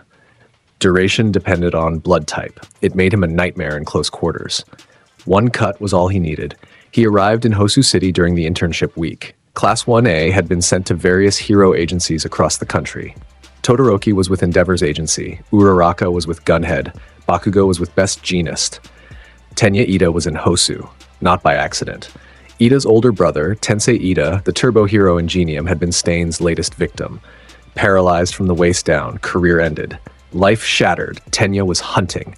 Not for experience, not for growth, for revenge. He found Stain in an alley behind a burning building. The hero killer was standing over the body of a fallen pro hero, Native. Blood on his sword, tongue running along the flat of the blade. Ida attacked, engines roaring, kick aimed at Stain's head. Stain dodged, drew a second blade and slashed. The cut was shallow, across Ida's arm, but it was enough. Steel licked blood. Ida froze. Blood curdle activated. He crashed to the ground, paralyzed, helpless. Stain stood over him, tilted his head, red scarf swaying, bandaged face half hidden. His tongue ran along the flat of his sword, tasting the blood. Ingenium's brother? Stain said. His voice was gravel and glass. You came for revenge. I can see it in your eyes. You are not a hero. You are just another fraud wearing the mask. He raised his sword. The tip pointed at Ida's throat. I will teach you the same lesson I taught your brother. Ida's eyes were wide. His body would not move. His engines were dead. His breath was coming in ragged, terrified gasps. The sword came down and stopped. A figure stood sideways on the wall above them. Feet pressed flat against the brick, defying gravity, a silhouette framed against the burning sky. Izuku Midoriya. He had felt the disturbance from across the city, not through any device or communication, through his senses. The spike of killing intent, the concentration of hostile spiritual energy, the specific sharp frequency of someone about to die. He had shunpoed to the location in under 3 seconds. He stood on the wall, arms at his sides, green eyes looking down at the alley below. His gaze settled on Stain, and the hero killer felt it. Every nerve in his body screamed. Stain had fought pro-heroes, dozens of them. He had felt their power, their conviction, their fear. He had tasted their blood and judged their worth. He had a catalog of threats in his mind, a hierarchy of danger, and he used it to calculate every encounter. Izuku Midoriya was not on that hierarchy. Izuku Midoriya was not on any hierarchy. What Stain felt looking up at the boy on the wall was not the presence of another fighter. It was the presence of a natural law, gravity. Entropy, something that did not care about his ideology or his swords or his kills. Something that simply existed, vast and implacable, and would continue to exist long after Chizome Akaguro was dust. Stain's hand tightened on his sword. His teeth clenched behind his bandages. "You," he said. "You have the eyes of a killer, but you wear the badge of a hero." Izuku dropped from the wall. He fell 20 feet and landed in the alley without a sound. No impact. No crouch. He just appeared on the ground, standing like he had always been there. "I kill when I must to protect the innocent," Izuku said. "But I do not revel in it the way you do, Chizome Akaguro." Stain's eyes widened behind his bandages. Nobody used his real name. Nobody knew his real name except the deepest intelligence files. "You know who I am," Stain said. It was not a question. "I know what you are," Izuku said. "A man who lost faith in the system and decided to burn it down. There is a version of that story that is noble. Yours is not." Stain's grip shifted on his sword. "You presume to judge me?" "No, I am simply going to stop you." Stain attacked. He was fast. Faster than any pro-hero Izuku had faced. Faster than most people could track. He came in low, dual swords, a fighting pattern designed to draw blood. Any cut, anywhere on the body. One taste and the fight was over. Izuku did not draw his sword. He parried the first strike with the back of his forearm. The blade hit his Reiatsu-hardened skin and sparked. The metal edge did not break, but it did not cut either. Stain's eyes went wide. He adjusted instantly, spinning, slashing with the second sword, aiming for the neck. Izuku tilted his head. The blade passed a centimeter from his skin. Stain kicked. Izuku caught his ankle. Stain twisted mid-air, freed himself, landed on the wall, and launched off it with both swords driving for Izuku's chest. Izuku caught both blades, one in each hand. The edges pressed against his palms and stopped. No blood, no cut. The steel was not strong enough. Stain's quirk was useless without blood, and Izuku's skin would not bleed. The hero killer hung in the air for a moment, suspended by his own weapons being held immobile.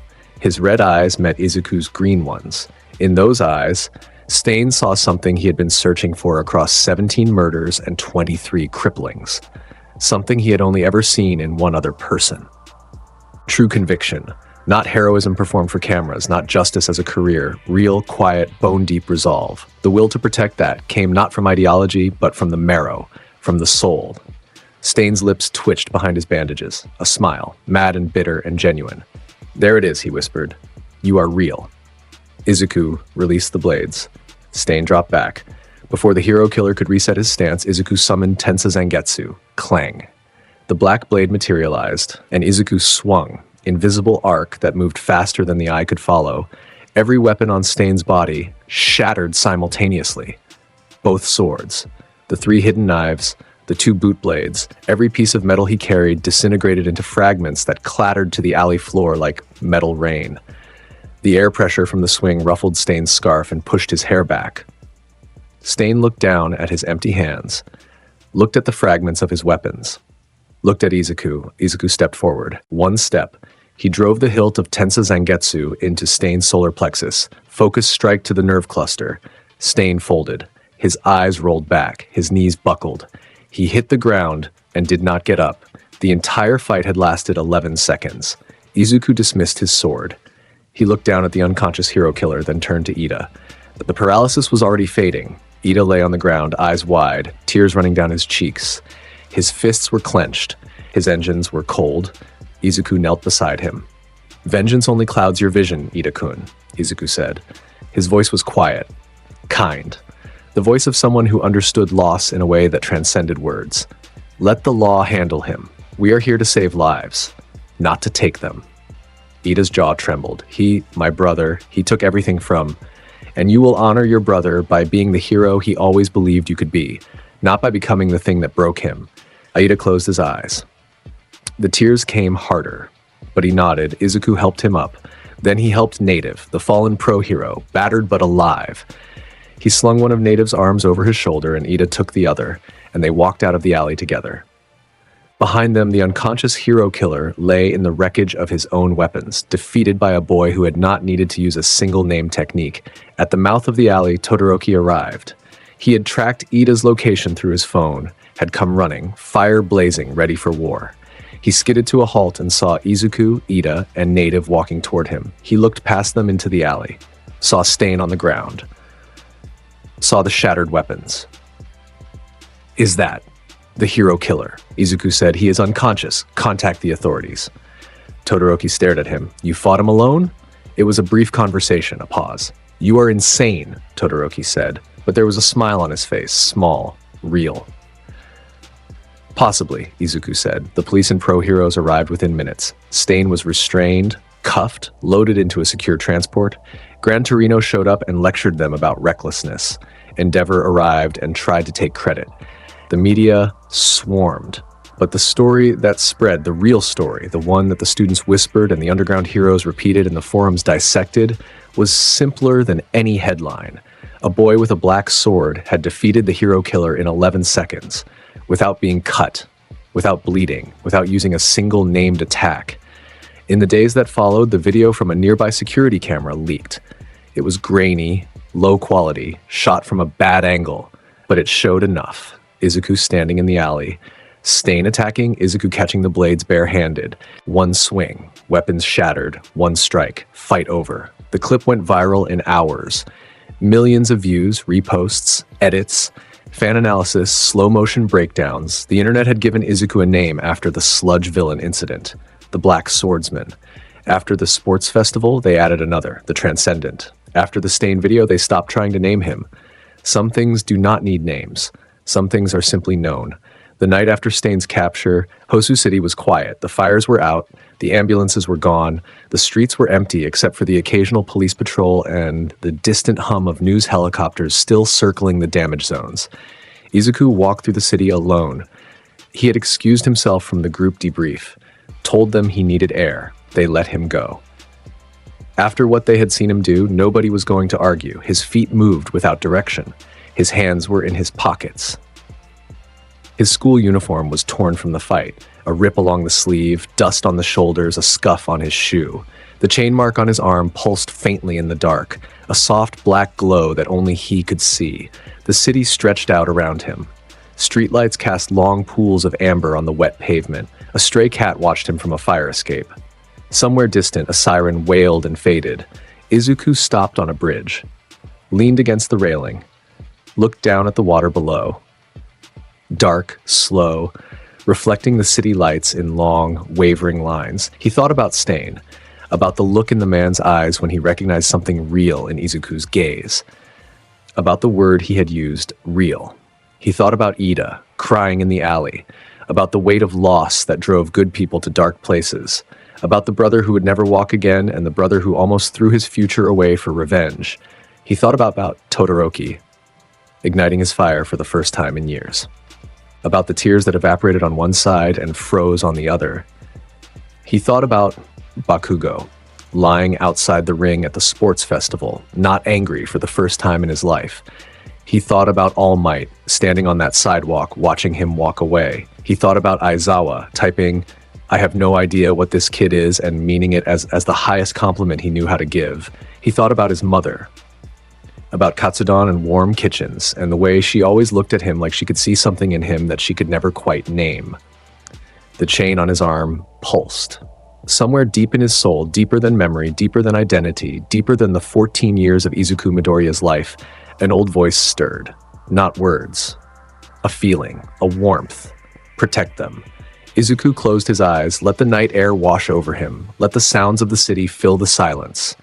"I will," he said quietly. To no one, to everyone, to himself. He pushed off the railing and started walking again. Hands in pockets, head up. Steps quiet on the wet pavement. Behind him, the city breathed. Lights flickered, lives continued, the world turned. And ahead of him, stretching out into the dark, into tomorrow, into a future that was already different because he existed, the road went on. Izuku Midoriya walked into the night. The black chain on his arm glowed, faint and steady, like a promise kept in the dark. The world had already changed, but the world had not finished changing. It had only just begun. 3 months passed between the Stain incident and the night the sky over Kamino Ward turned the color of a bruise. 3 months of classes, of training exercises, of Izuku walking through the hallways of UA with that quiet, gravitational certainty that made students step aside without knowing why. 3 months of Aizawa updating his file and deleting everything he wrote and starting over. 3 months of a fragile, temporary peace that everyone wanted to believe would last and nobody truly trusted. Izuku spent those months the way he spent every day. He trained, he attended class, he sat in the common room of the Heights Alliance dormitory, the new student housing that UA had built after the USJ attack, and listened to his classmates argue about homework and hero rankings and which flavor of instant ramen was superior.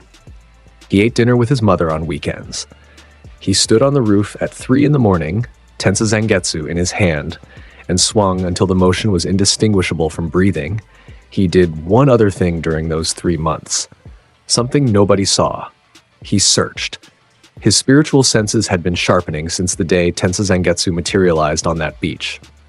By the time Stain fell in Hosu, Izuku could feel the presence of every living thing within a 2-kilometer radius. By the time the sports festival footage stopped trending, that range had tripled. By the end of the 3rd month, he could feel every soul in Musutafu. Every heartbeat, every flicker of quirk energy, every emotion strong enough to leave a trace in the spiritual fabric of the world. And underneath all of it, like a bass note so low you felt it in your chest instead of your ears, he could feel something else, something vast, something old, a presence that sat on the far edge of his perception like a stain on the horizon, dark, patient, gathering. It had been there since the USJ, since before the USJ. A spiritual pressure so ancient and so layered with stolen power that it read like 100 souls compressed into one grotesque shape. Izuku knew what it was. He had felt something similar once before, in a life that was not quite his. The suffocating weight of a being that had transcended its original nature through accumulation rather than evolution, a hoarder of power, a collector of souls all for one. He told All Might about it. Not in a meeting, not through official channels. He found Toshinori Yagi in the teacher's lounge on a Thursday afternoon, thin as wire, tea in hand, sunken eyes staring at nothing. "He is still alive," Izuku said from the doorway. Toshinori looked up. His grip on the teacup tightened. "The one who hurt you," Izuku said. "The one behind the league. He is awake, and he is moving."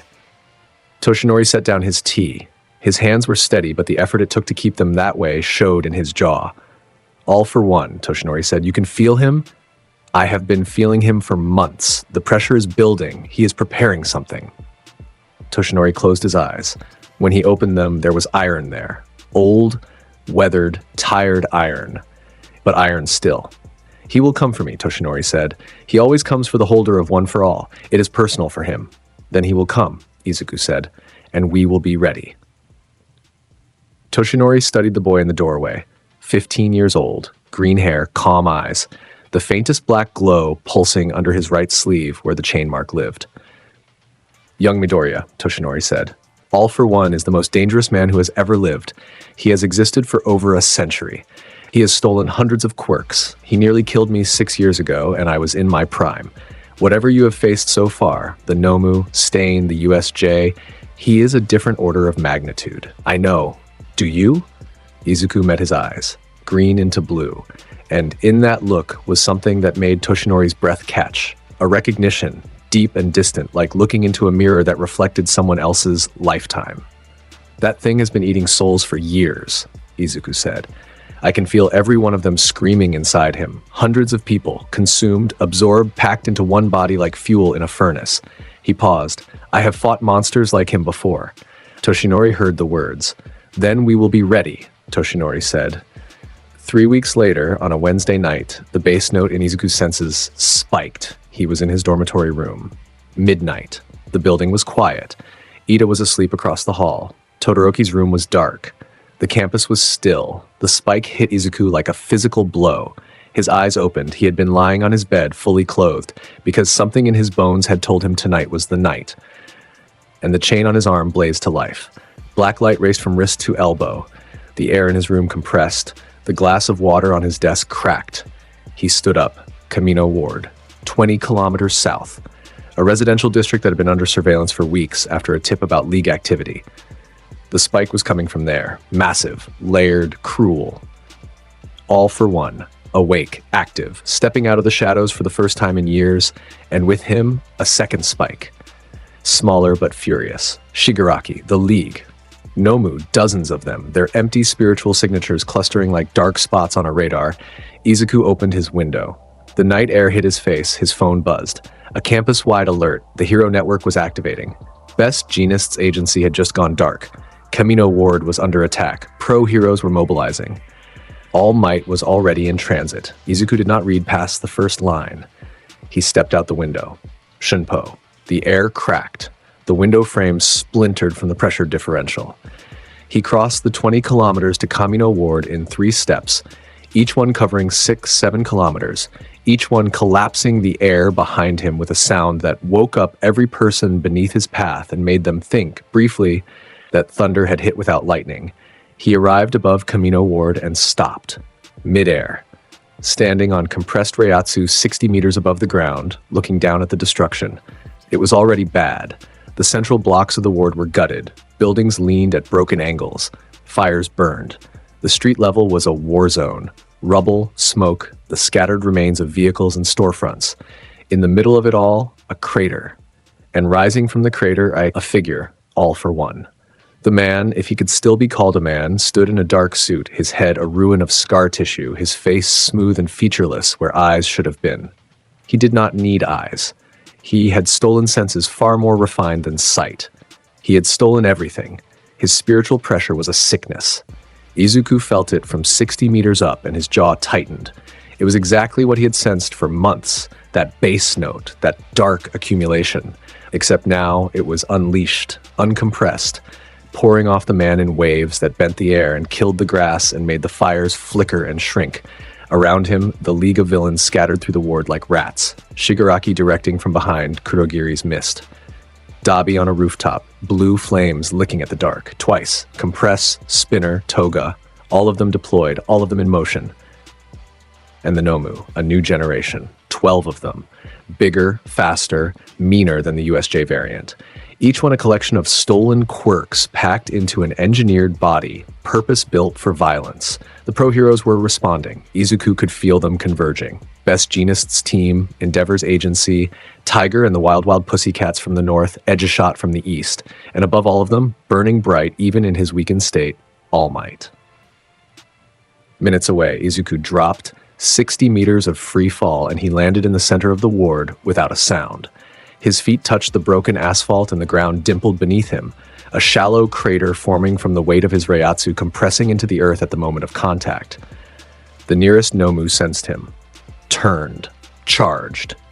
It was the size of a truck. 4 arms. Jaw unhinged. Eyes blank. It covered the distance between them in 2 seconds. All 4 fists swinging simultaneously in a pattern designed to leave no escape vector. Izuku drew Tensa Zangetsu. Clang. 1 swing. Diagonal. The blade carved through the Nomu from left shoulder to right hip. The 2 halves separated in mid-charge and hit the ground on either side of him, sliding across the rubble in trails of black flame as his Reiatsu ate through the regenerative tissue. The other Nomu turned. All 11 of them. Their empty heads swiveled toward the source of the spiritual pressure that had just appeared in their midst, a pressure so heavy that the smaller ones staggered. Izuku stood in the crater of his landing and looked at them. Come. They came, all 11, from every direction. A coordinated rush, some leaping, some sprinting, one burrowing through the earth. They hit him simultaneously, a convergence of engineered violence that would have reduced any pro-hero team to casualties. Izuku swung Tensa Zangetsu in a full circle. The shockwave was visible. A ring of black and red energy expanding outward from the arc of the blade, chest height, moving at a speed that the human eye registered as a flicker. It hit every Nomu at once. 6 of them split in half. 3 were launched backward through buildings, their bodies cracking, their regeneration already failing against the Reiatsu-laced cuts. 2, the largest, the most heavily engineered, caught the edge of the wave on their arms and lost the arms. They kept coming, armless, mindless, driven by programming that did not include the concept of retreat. Izuku stepped into the first one. His left hand, the empty hand, caught its throat. He pivoted and threw it into the second one. Both crashed through a building and came out the other side in pieces. The Nomu from underground burst through the asphalt beneath his feet. Jaws open. Going for his legs, Izuku stomped. His foot came down on the emerging head with a pulse of Reiatsu so dense that the ground within 10 meters liquefied for a half second and then hardened. The Nomu was driven back into the earth, compacted, its body crushed by spiritual pressure alone. 12 seconds. 12 Nomu. all down. Most permanently, across the ward, Dabi had been watching from his rooftop. The blue flame villain's stitched face was unreadable, but his hands, wreathed in fire, were shaking. "That's him," Dabi said. To nobody, to the night. "That's the kid from the sports festival." He turned and walked away from the edge of the roof. A strategic decision. The smartest decision any member of the League made that night. Shigaraki was less strategic. He saw the Nomu go down. He saw the green-haired boy standing in the wreckage, black sword in hand, chain glowing. And the fear from the USJ, the paralyzing, knee-buckling terror, slammed back into him like a fist to the sternum. He ran. Kurogiri opened a warp gate. Shigaraki lunged for it. Izuku shunpoed. He appeared between Shigaraki and the gate. Just appeared. One moment the path was clear, the next there was a boy with green eyes and a black blade standing in it. And the gate was already closing because Kurogiri had instinctively pulled the mist back when the Reiatsu hit him. Shigaraki skidded to a halt. His red eyes were wild. His hands clawed at his own neck. "You," Shigaraki hissed. "You're everywhere. You're always... Why are you always?" "Sit down," Izuku said. 2 words. Quiet. And with them, a focused pulse of Reiatsu, targeted, compressed, aimed directly at Shigaraki's body, like a spotlight made of gravity. Shigaraki's knees hit the ground. His hands slapped the asphalt to brace himself. He tried to activate decay, tried to rot the ground, to create distance, to do anything, and found that the asphalt under his palms was already dissolving. But the Reiatsu surrounding him was pressing the decay back into the ground faster than it could spread, like pouring water into a cup that was already full. "Stay here," Izuku said. "The heroes will collect you." He turned away, because across the ward, half a kilometer south, the real fight had begun. All Might arrived like a comet. His landing shook the earth. His hero form blazed, 7 feet of golden muscle and defiance, the symbol of peace in his full and terrible glory. He hit the ground, and the shockwave cleared 3 blocks of smoke and dust. All for One stood in the crater and smiled. A lipless, eyeless smile, the kind of expression that should have been impossible on that ruined face but existed anyway, shaped by malice alone. "Toshinori," All for One said. His voice was cultured, calm, the voice of a man who had lived so long that conflict was a form of entertainment. "You look worse than last time. How many minutes do you have left in that form? 3? 2? All Might did not answer. He charged. The impact of his fist against All for One's combined quirk shield cracked the sound barrier. The shockwave flattened everything within 100 meters. Buildings that were already damaged collapsed entirely. The fires went out, snuffed by the displaced air. All for One took the punch and slid back 10 meters, his shoes carving trenches in the street. "Still strong," All for One said, "but weaker. Every time we meet, weaker." He retaliated. A combination of stolen quirks fired simultaneously.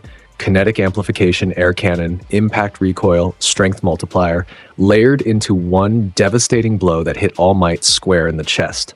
All Might crossed his arms to block. The impact launched him through a building.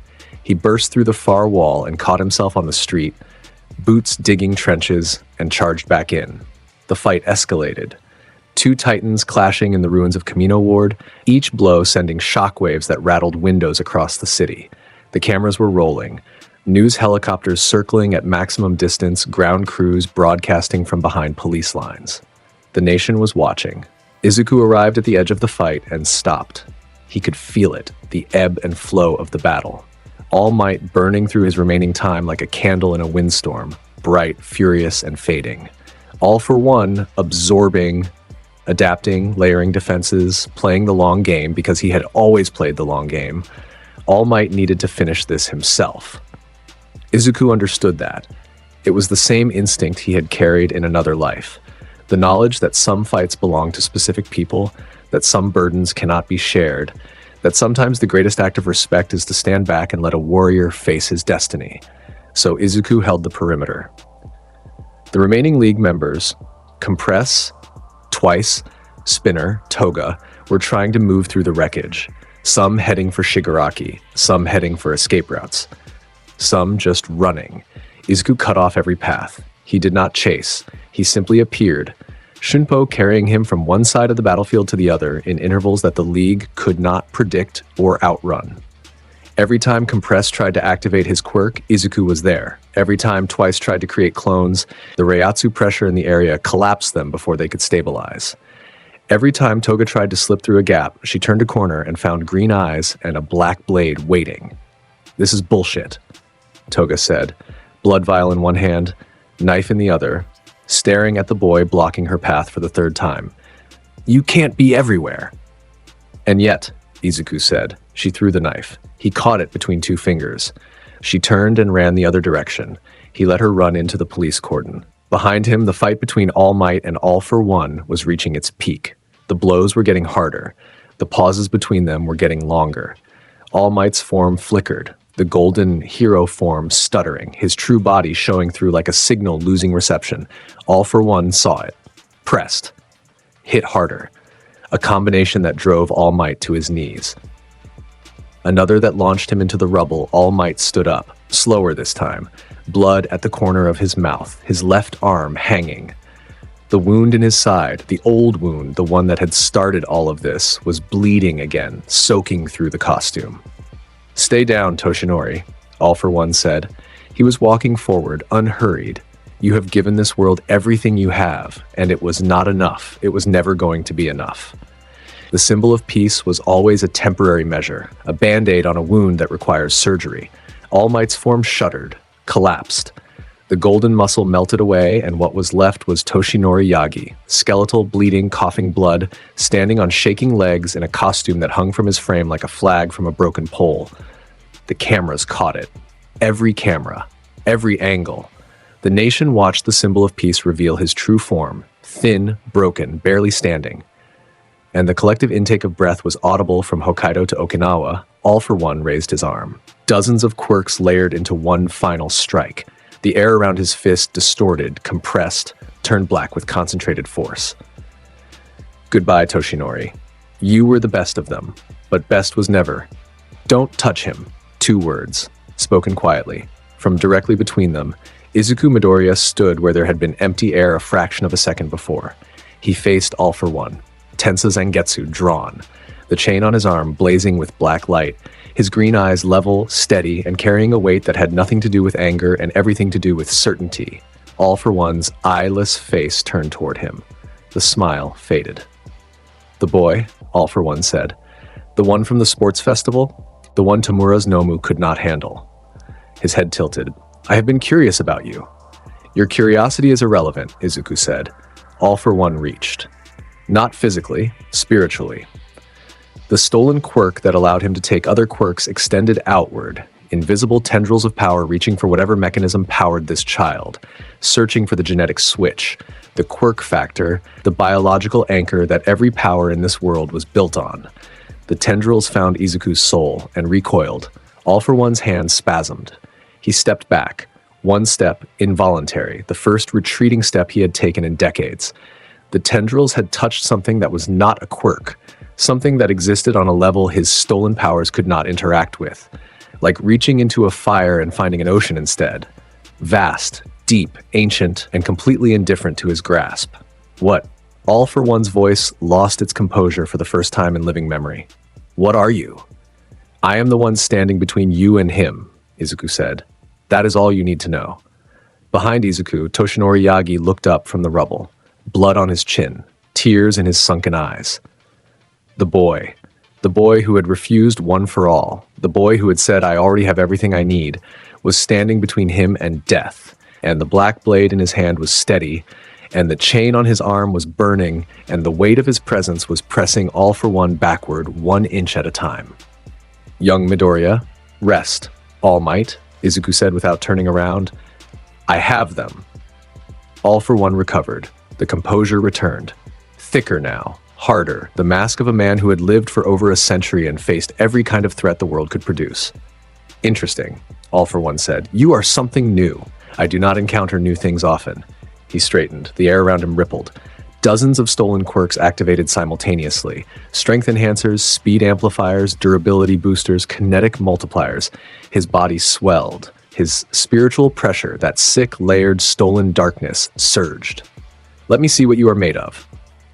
He attacked. The first blow was a combined quirk strike. air cannon, kinetic amplification, impact recoil, and 3 other force-multiplying quirks layered into a single punch that hit the air ahead of it before the fist arrived. The shockwave alone peeled asphalt off the street in sheets and turned nearby rubble to powder. Izuku raised Tensa Zangetsu. The fist hit the flat of the blade.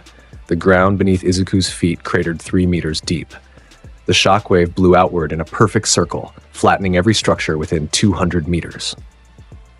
The sound was a physical thing, a crack that bounced off buildings and came back doubled, tripled, layering on itself until it became a continuous rolling thunder that went on for seconds. Izuku's feet had sunk 6 inches into the compacted earth. The blade had absorbed the full force of the strike. He had moved 0 millimeters backward. All for One stared at the point where his fist met the black steel. His eyeless face processing something it had never processed before. A human being who could absorb his full power output and remain standing. More, Izuku said. All for One obliged. The second attack was broader, a wide area assault, air pressure from every direction, the ground erupting in spikes of compressed earth, kinetic force raining from above. All for One used stolen quirks the way a conductor uses an orchestra, each one timed, each one layered, each one designed to hit from a different angle at a different moment so the target had no single point to defend. Izuku released his Reiatsu. The black and red energy bled off his body like heat from a forge, visible now, dense, pressing against the air and making it shimmer. The ground spikes hit the Reiatsu field and shattered. The air pressure waves hit it and dispersed. The kinetic bombardment from above hit it and dissolved, each impact flaring against the spiritual pressure like sparks against stone. He walked forward. Step. The ground cracked beneath him. The Reiatsu field moved with him, a sphere of absolute defense that burned away every attack before it reached his skin. Step. All for One through a concentrated blast, a dozen offensive quirks compressed into a beam of force that should have punched through a mountain. It hit Izuku's Reiatsu and split around him like a river around a boulder. The 2 halves of the beam tore through the buildings behind him and kept going. Step. Closer. 10 meters now. All for One fired again and again. Beams, blasts, waves, spears of concentrated power.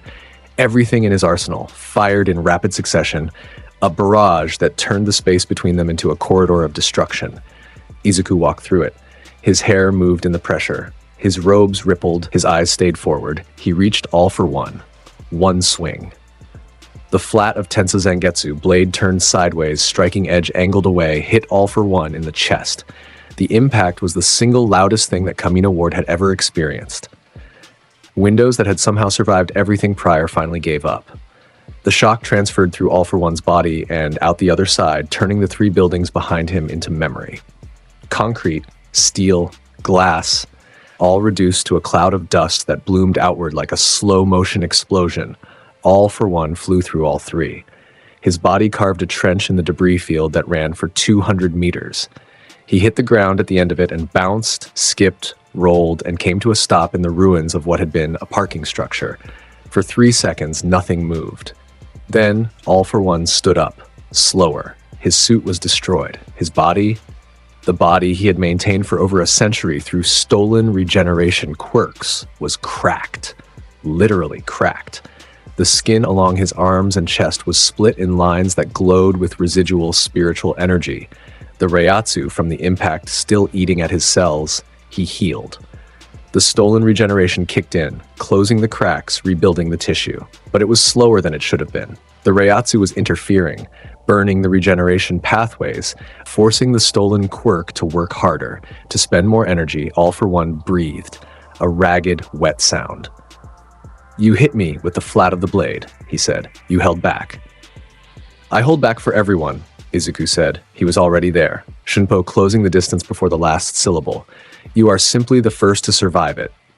All for One attacked from the inside this time. Quirks that did not rely on external force, a quirk that disrupted nerve signals, a quirk that induced vertigo, a quirk that targeted the inner ear, a quirk that attacked the pain centers of the brain.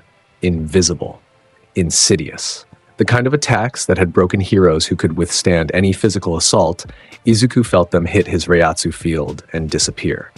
Mental quirks, sensory quirks, biological quirks. They all required a target that operated on the same biological framework. Izuku's body was wrapped in a layer of spiritual energy so dense and so alien to the quirk-based ecosystem that the attacks could not find purchase. They reached for neurons and found the soul instead, and the soul was not interested in cooperating. "You are running out of tricks," Izuku said. All for One's jaw tightened. The composure cracked further. Behind the mask of centuries of control, something ugly was surfacing. A desperation that the ancient villain had not felt since the first generation of one-for-all holders had stood against him and made him bleed. He went all in. Every offensive quirk he had, every amplifier, every multiplier, every force projection and kinetic manipulation and energy conversion quirk in his collection fired simultaneously, layered and compressed into a single cataclysmic output. The sky above Kamino turned black, not dark, black, the light itself eaten by the sheer energy being displaced. The air pressure dropped to near vacuum levels. The temperature spiked. The ground within 100 meters sublimated, turned directly from solid to gas, a crater forming beneath All for One as the Earth itself rejected the volume of power being channeled through a single point. The beam, the combined absolute everything or nothing beam, fired at Izuku. From the helicopter cameras, it looked like a pillar of darkness, a column of black force connecting the ground to the sky, angled forward, consuming everything in its path. Buildings disappeared inside it. The streets ceased to exist. The rubble, the fires, the wreckage, all gone, swallowed by concentrated annihilation. Izuku raised Tensa Zangetsu above his head, one hand, the blade pointed at the sky. Getsuga Tensho. He swung down. The crescent of black and red energy that left the blade met All for One's combined assault head-on. For one frozen moment, a fraction of a second that every camera captured and every analyst would study for years, the two forces held each other. The black beam and the black crescent pressing against each other, the air between them turning to plasma, the ground beneath the collision point, melting into glass. Then the Getsuga Tensho pushed through. It carved through All for One's attack like a blade through smoke. The combined quirk beams split around the crescent, the two halves veering wildly and carving trenches into the skyline. The Getsuga kept going, undimmed, undiminished, and hit All for One directly. The explosion leveled 6 city blocks. The shockwave was felt in downtown Musutafu, 30 kilometers away. Seismographs across the Kanto region registered the impact. Car alarms activated for 10 kilometers in every direction. The news helicopters were thrown sideways, pilots fighting for control, cameras spinning wildly before stabilizing. When the dust cleared, slowly, reluctantly, the particles heavy with spiritual residue, All for One was on the ground, in a crater 20 meters wide and 4 meters deep. His body was a ruin. The stolen regeneration was trying to work, but the Reiatsu saturating every wound was fighting it, burning through every repaired cell, forcing the healing to start over and over and over. He was alive. Barely. His mouth was open, his chest was moving, shallow, rapid breaths, his hands twitched at his sides. Izuku stood at the edge of the crater, Tensa Zangetsu at his side, chain glowing, breathing even. All for One's mouth moved, a sound came out, thin, wet, broken. "What are you?" "I already told you," Izuku said. "I am the one who protects them, and you are finished." He did not strike again. He did not need to. The heroes were already converging. Edgeshot, Best Genus Surviving Team, Endeavor's agency. The police were closing in with quirk suppression gear. The restraints were ready. Izuku turned his back on All for One and walked to Toshinori. The former symbol of peace was sitting in the rubble where Izuku had left him. His skeletal body was shaking, blood on his shirt. Tears on his face, but his eyes, his blue, sunken, human eyes, were shining. "Young Midoriya," he whispered. Izuku knelt beside him, set Tensa Zangetsu on the ground, put a hand on the old hero's shoulder. The touch was light, careful. The hand of someone who understood that the body before him was fragile in ways that had nothing to do with bones. "You fought well," Izuku said. Toshinori laughed, a wet, painful, genuine laugh. "I lost." "You stood up. That is enough. That has always been enough." Toshinori looked at the crater where All for One lay broken, looked at the boy kneeling beside him, the boy who had done what he could no longer do, the boy who had stood between evil and its target and said, "Don't touch him," and meant it with every atom of his being. "I offered you one for all," Toshinori said. "You turned it down. You said to give it to someone who needed it more." I remember. Toshinori put his thin hand over Izuku's. I found him, a boy named Mirio Togata, 3rd year, heart like the sun, he will carry it well. Izuku smiled, a real smile, warm and quiet and heavy with something that transcended the moment. Good, he said. They sat there in the rubble. The fires were dying, the sirens were wailing, the cameras were broadcasting. The nation was watching a skeleton of a man and a teenage boy sitting side by side in the wreckage of the worst villain attack in Japanese history. And for reasons nobody could fully explain, the image did not feel like a defeat. It felt like a passing of the guard. The broadcast cut to a wide shot. All for one being restrained, heroes securing the perimeter. And in the center of it all, that image, the old hero and the young protector sitting in the ruins, quiet, together. Within the hour, every news outlet in the world had the footage. Within a day, the image was everywhere, on screens, on phones, on the front page of every paper. The talking heads debated what it meant, the analysts tried to explain the boy's power, the forums went into meltdown, but the image spoke for itself. Something had ended, something had begun, all might was done. The world knew it, the flame had gone out. The symbol of peace was a man named Toshinori Yagi, and Toshinori Yagi was tired, and beside him, already standing, already walking forward, there was Izuku Midoriya. The Hero Public Safety Commission requested a meeting 4 days after Kamimino. Requested was a generous word. The message that arrived at UA was phrased as an invitation, but structured as a summons. The commission had spent 4 days trying to classify what had happened at Kamino Ward, trying to fit the green-haired boy who had defeated All for One into their systems, their databases, their carefully constructed framework of quirk registration, hero licensing, and regulatory control. They had failed. The commission's regional headquarters was in central Tokyo, 42nd floor. Glass walls, long conference table, 6 evaluators in suits, 3 government liaisons, and at the head of the table, Commission President, Madam President, the woman whose real name was classified and whose authority extended over every licensed hero in Japan. She was small, sharp-featured, gray hair cut short, eyes like a hawk's, patient, watchful, designed for finding weakness. She had spent 30 years managing the most powerful people in the country. She knew how to handle heroes. She knew how to handle egos. She knew how to handle power. She did not know how to handle the boy who walked into her conference room at 10 a.m. on a Monday morning. Izuku arrived in his UA uniform. Clean, pressed, the chain mark on his arm hidden under his sleeve. He walked in, scanned the room once, the evaluators, the liaisons, the recording equipment, the two-way mirror on the far wall, and sat down in the single chair at the visitor's end of the table. Aizawa was there, standing against the wall, arms crossed, present as Izuku's supervising teacher, his legal representative for purposes of the meeting. His expression was the same flat mask he always wore, but his visible eye tracked every person in the room with the focus of a man who expected trouble. Midoriya Izuku, the commission president said. Her voice was measured, professional. Thank you for coming. You did not give me a choice. The room stiffened. The evaluators glanced at each other. The commission president's expression did not change. Let me be direct, she said. You are currently registered as quirkless. You have no quirk factor, no genetic mutation, no identifiable power source within our existing classification framework. And yet, 4 days ago, you defeated All for One, the most powerful villain in recorded history in single combat. You have previously destroyed a zero-pointer robot, defeated the USJ Nomu, defeated the hero killer Stain, and won the UA, a sports festival by margins that our analysts describe as, and I quote, beyond statistical relevance. She folded her hands on the table. We need to understand what you are. No, Izuku said. You need to control what I am. Those are different things. Silence. The commission president's left eye twitched. Barely. A micro-expression that most people would miss. Izuku did not miss it. Your power, she continued, her voice tighter now, operates outside our regulatory framework. You carry a weapon, the black sword, that materializes from your body. You emit a form of energy that we cannot measure with any existing technology.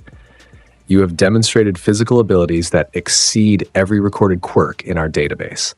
The Commission has a responsibility to the public to ensure that I do not need your license to protect people, Izuku said.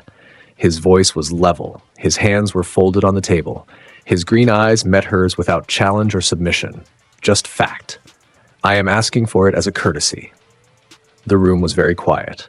One of the evaluators, a man in his 50s with wire-rimmed glasses, opened his mouth. Young man, the licensing framework exists to ensure that... I understand what it exists for, Izuku said. I understand the legal structure. I understand the public interest. I am willing to operate within your system. I will take your exam. I will follow your protocols. I will respect the chain of command. He paused. But I will protect people regardless of what this commission decides. That is a fact, and it is better for everyone involved if we acknowledge it. The commission president studied him, 30 years of managing powerful people, 30 years of finding leverage, finding pressure points, finding the gap between ambition and compliance that every hero had. She found nothing. The boy across the table had no ambition she could exploit. He wanted nothing from the system. No ranking, no fame, no agency, no political access. He was asking for a license the way a person asks for a receipt, documentation of something that was going to happen anyway. She exhaled through her nose, a controlled breath, the breath of a woman recalculating. The provisional hero license exam is in 3 weeks, she said. You will participate. If you pass, you receive your license and operate within the system. If you fail, I will pass. If you fail, she continued, we will revisit this conversation. Understood. Izuku stood up, bowed, and walked out. Aizawa peeled himself off the wall and followed. In the hallway, outside the conference room, he fell into step beside Izuku. They walked in silence for 30 seconds. You just told the most powerful bureaucrat in Japan that you would operate with or without her approval, Aizawa said. His voice was flat. His eye was forward. Yes, to her face. Yes. A pause. I should lecture you about that. Probably. Another pause. I'm going to get coffee instead, Aizawa said. That seems wise. The provisional hero license exam was held at a testing facility in Yokohama. 1,500 applicants from schools across the country. The format, 2 stages. Stage 1, a combat simulation where applicants had to tag targets on other applicants while defending their own. Stage 2, a rescue operation with actors playing civilians. Izuku arrived. The other schools knew who he was. Every student, every teacher. The footage from Camino was still trending. The sports festival clips had been viewed 500 million times. The Black Swordsman, the Transcendent, the boy who walked through glaciers and tanked explosions and defeated the devil. The students from Shiketsu High gave him a wide berth. The students from Ketsubutsu Academy stared. A boy with a quirk that let him stretch his skin tried to challenge him before the exam started and was pulled back by his teammates with the urgency of people pulling a friend away from a cliff edge. The exam started. Stage 1 ended in 93 seconds. Izuku used Shunpo. He moved through the battlefield in a blur that the tracking system could not follow, tagging every required target on every opponent who entered his path. Clean, 1 tap per person, moving so fast that most applicants only registered a gust of wind and the beep of their target sensors activating. He tagged his required number and stopped. He stood in the middle of the field while 1,499 other applicants were still running around trying to find targets. And he waited. Present Mike, who was commentating the exam for the audience, said, "He's done. It's been 90 seconds. He's done." Aizawa beside him said nothing. He took a sip of coffee. Stage 2 was the rescue operation. Actors played injured civilians in a simulated disaster zone. Applicants had to locate, triage, and evacuate them while maintaining order and providing first aid. Izuku moved through the disaster zone with the focus of someone who had done this before.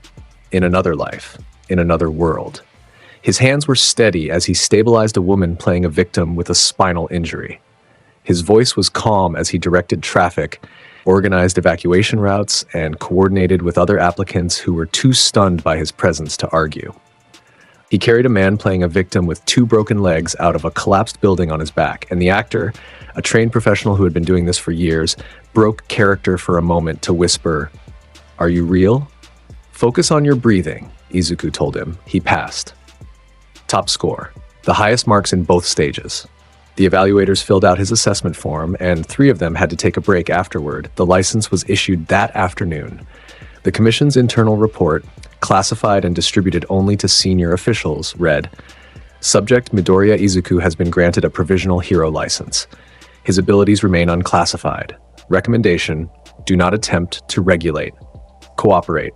Accommodate. Do not provoke. The last line was underlined. When Class 1A found out that Izuku had finished the first stage in 93 seconds, the reactions ranged from stunned to resigned. Kaminari lay face down on the common room couch and said, I spent 6 minutes trying to find a single target. 6 minutes. He did the whole thing in 90 seconds. 93, Ida corrected. Automatically. That does not help, Ida. Kirishima was shaking his head slowly. That's the manliest thing I've ever heard, and I've seen him punch a Nomu through a building. Yaoyorozu, sitting at the table with her laptop, was pulling up the exam analytics. According to the data, he tagged 120 targets. The minimum required was 50. He tagged more than double while moving through a field of 1,500 people in under 2 minutes. You're doing math about it, Ashido said. You're actually doing math. This is what he's reduced us to. Todoroki, sitting in the corner with a cup of tea, said, He walked on air during the obstacle race. The room went quiet. He what? Kaminari said. At the sports festival, the obstacle race. He walked on air. He compressed his energy beneath his feet and walked across a chasm. Todoroki sipped his tea. I've been thinking about that for 3 months. Why? Ashido asked. Because it means the ground is optional for him. A long silence. I need to lie down, Kaminari said. He was already lying down. Bakugo was in the kitchen, leaning against the counter, arms crossed. He had listened to the entire conversation without speaking. His red eyes were focused on a point on the far wall. His jaw was tight. He had passed the exam too. Barely. After a fight with a Shiketsu student that had nearly gotten him disqualified for excessive force, he had scraped through stage 2 by the skin of his teeth, and his evaluator had written promising but unstable in the comments.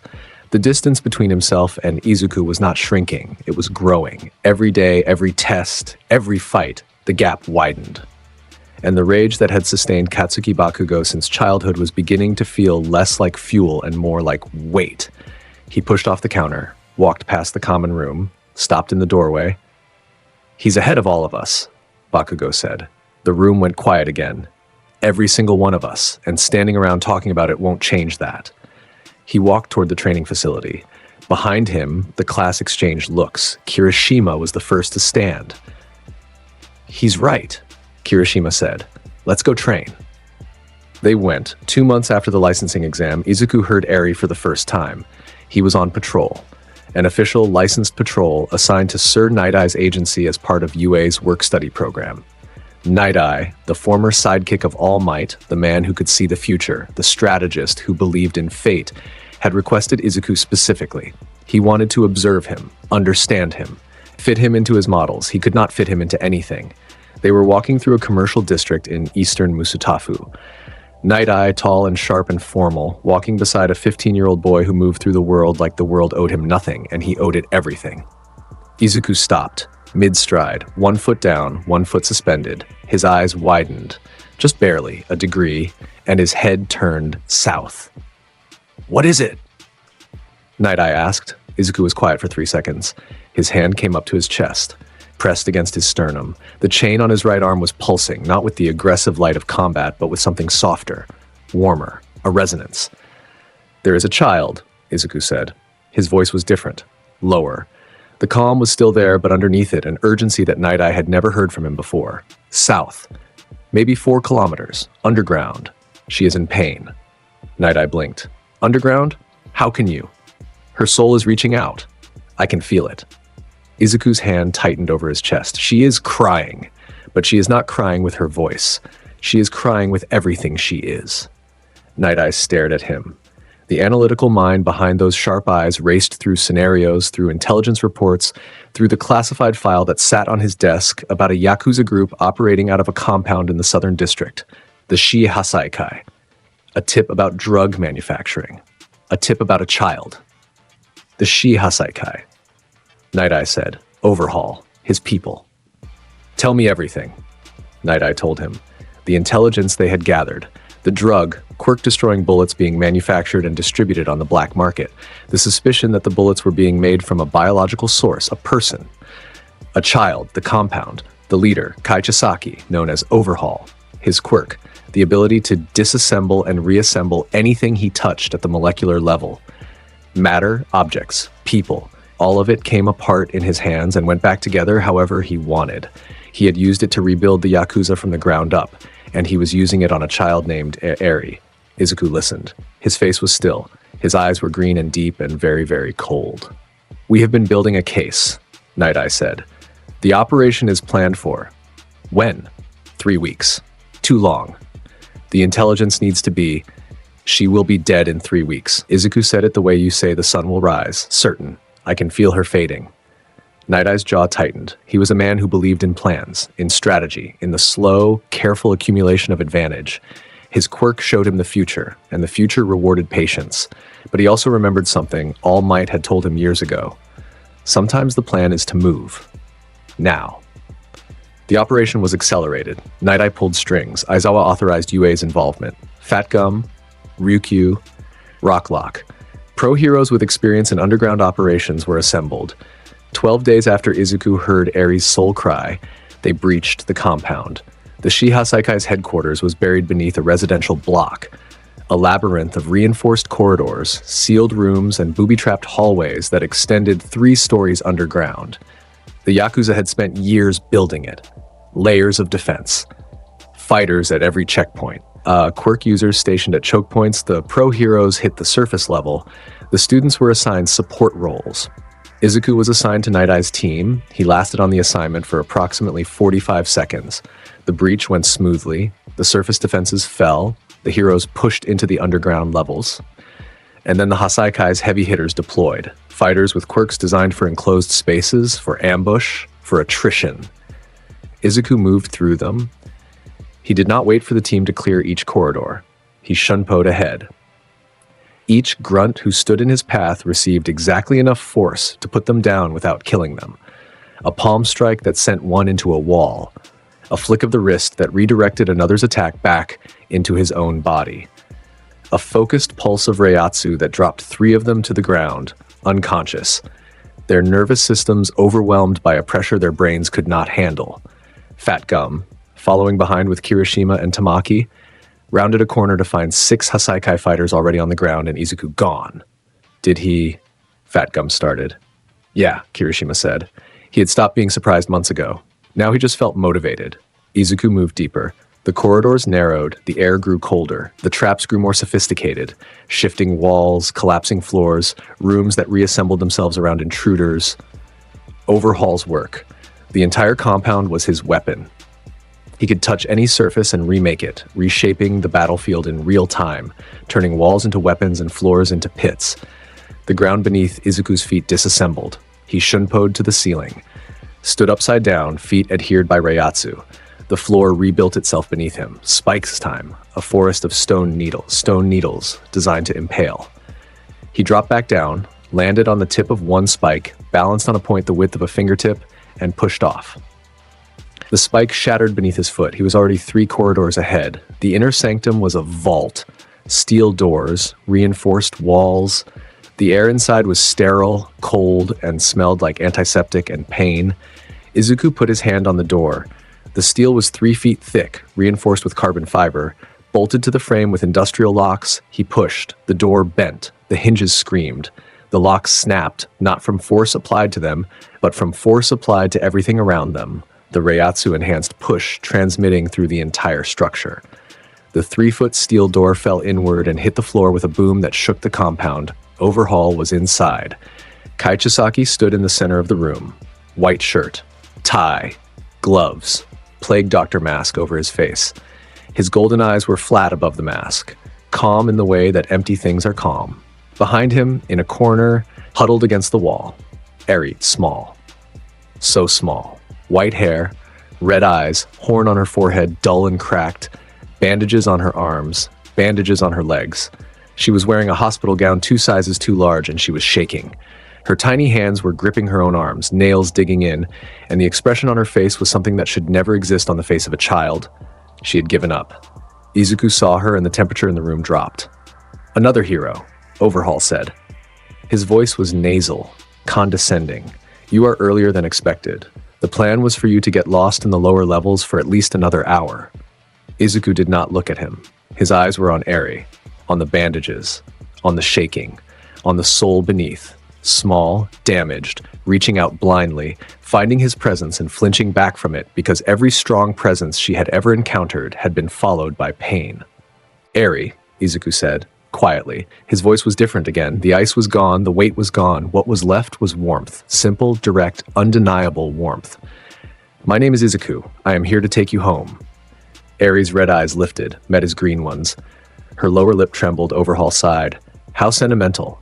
He pulled off one glove. His bare hand pressed against the floor. The room detonated. Every surface, walls, floor, ceiling, came apart and reassembled simultaneously. Stone and steel reformed into weapons. Pillars of compressed matter erupted toward Izuku from every angle. The floor became a wave. The ceiling became a jaw. Izuku drew Tensa Zangetsu and cut through everything. One swing cleared the pillars on his left. A half turn cleared the right. He kicked the floor wave and it shattered into gravel. The ceiling jaw closed on empty air. He had already shunpoed past it, appearing on the far side of the room between Eri and Overhaul. "Don't touch her." Overhaul's golden eyes narrowed above his mask. "She is mine, my property, my weapon. Without her, the plan." Izuku did not let him finish the sentence. He was already moving. Tensa Zangetsu swung, a controlled arc aimed at Overhaul's torso. The Yakuza leader disassembled himself at the point of contact, his body breaking apart into molecules and reassembling 2 meters to the left. The blade passed through the space where he had been and carved a gouge in the wall behind him. Overhaul reformed and pressed both hands to the ground. The entire room rebuilt itself around Izuku, a cage of compressed stone, closing in from every direction, the walls squeezing toward center with enough force to crush a tank. Izuku released a pulse of Reiatsu. The cage cracked. The fragments hung in the air for a moment, suspended by the spiritual pressure, and then fell. Overhaul was already moving, reassembling the debris into new constructs, spears, walls, fists of compacted steel and stone. He threw them in rapid succession, each one rebuilt from the ruins of the last, an endless cycle of destruction and reconstruction. Izuku cut through everyone. Tensa Zangetsu was a blur of black, meeting each construct at the moment of its completion and returning it to fragments. The room was a storm of flying debris and black light, the constant rhythm of reassembly and destruction, creating a percussive beat that rattled the walls. Behind Izuku, Eri watched from the corner. Her eyes were wide. Her shaking had stopped, or rather shifted. She was still trembling, but it was different now. The trembling of a child watching something she could not understand but could feel. The boy standing between her and Overhaul was different from everything she had known. The energy coming off him was immense. She could sense it even without understanding it, but it was warm, like standing near a fire in winter, like being under a blanket, like the faded, half-forgotten memory of what safety felt like. She reached out. Her small hands stretched toward Izuku's back. Overhaul saw the opening. With Izuku focused on the constructs, Overhaul disassembled himself again, flowed through the floor as raw matter, and reassembled behind Izuku, directly beside Eri, one bare hand reaching for the child. Izuku was already there, shunpo, instantaneous. He appeared between Overhaul's hand and Eri with zero measurable delay, his back to the child, Tensa Zangetsu's edge a centimeter from Overhaul's wrist. I said. Izuku whispered, "Don't touch her." Overhaul's hand stopped. The golden eyes above the mask were wide, wider than they had been at any point in the fight. His quirk was active. His fingers were an inch from contact. One touch, and he could disassemble anything. Flesh, bone, the sword itself. But his hand would not move forward. The Reiatsu around Izuku's body was concentrated at that edge, at the space between his back and Eri, at the blade-width gap between Tensa Zangetsu and Overhaul's wrist. The spiritual pressure in that tiny space was so dense that Overhaul's fingers physically could not advance. The air itself was a wall. "You have caused enough pain," Izuku said. "You are done." Overhaul screamed and pulled back, both hands on the ground.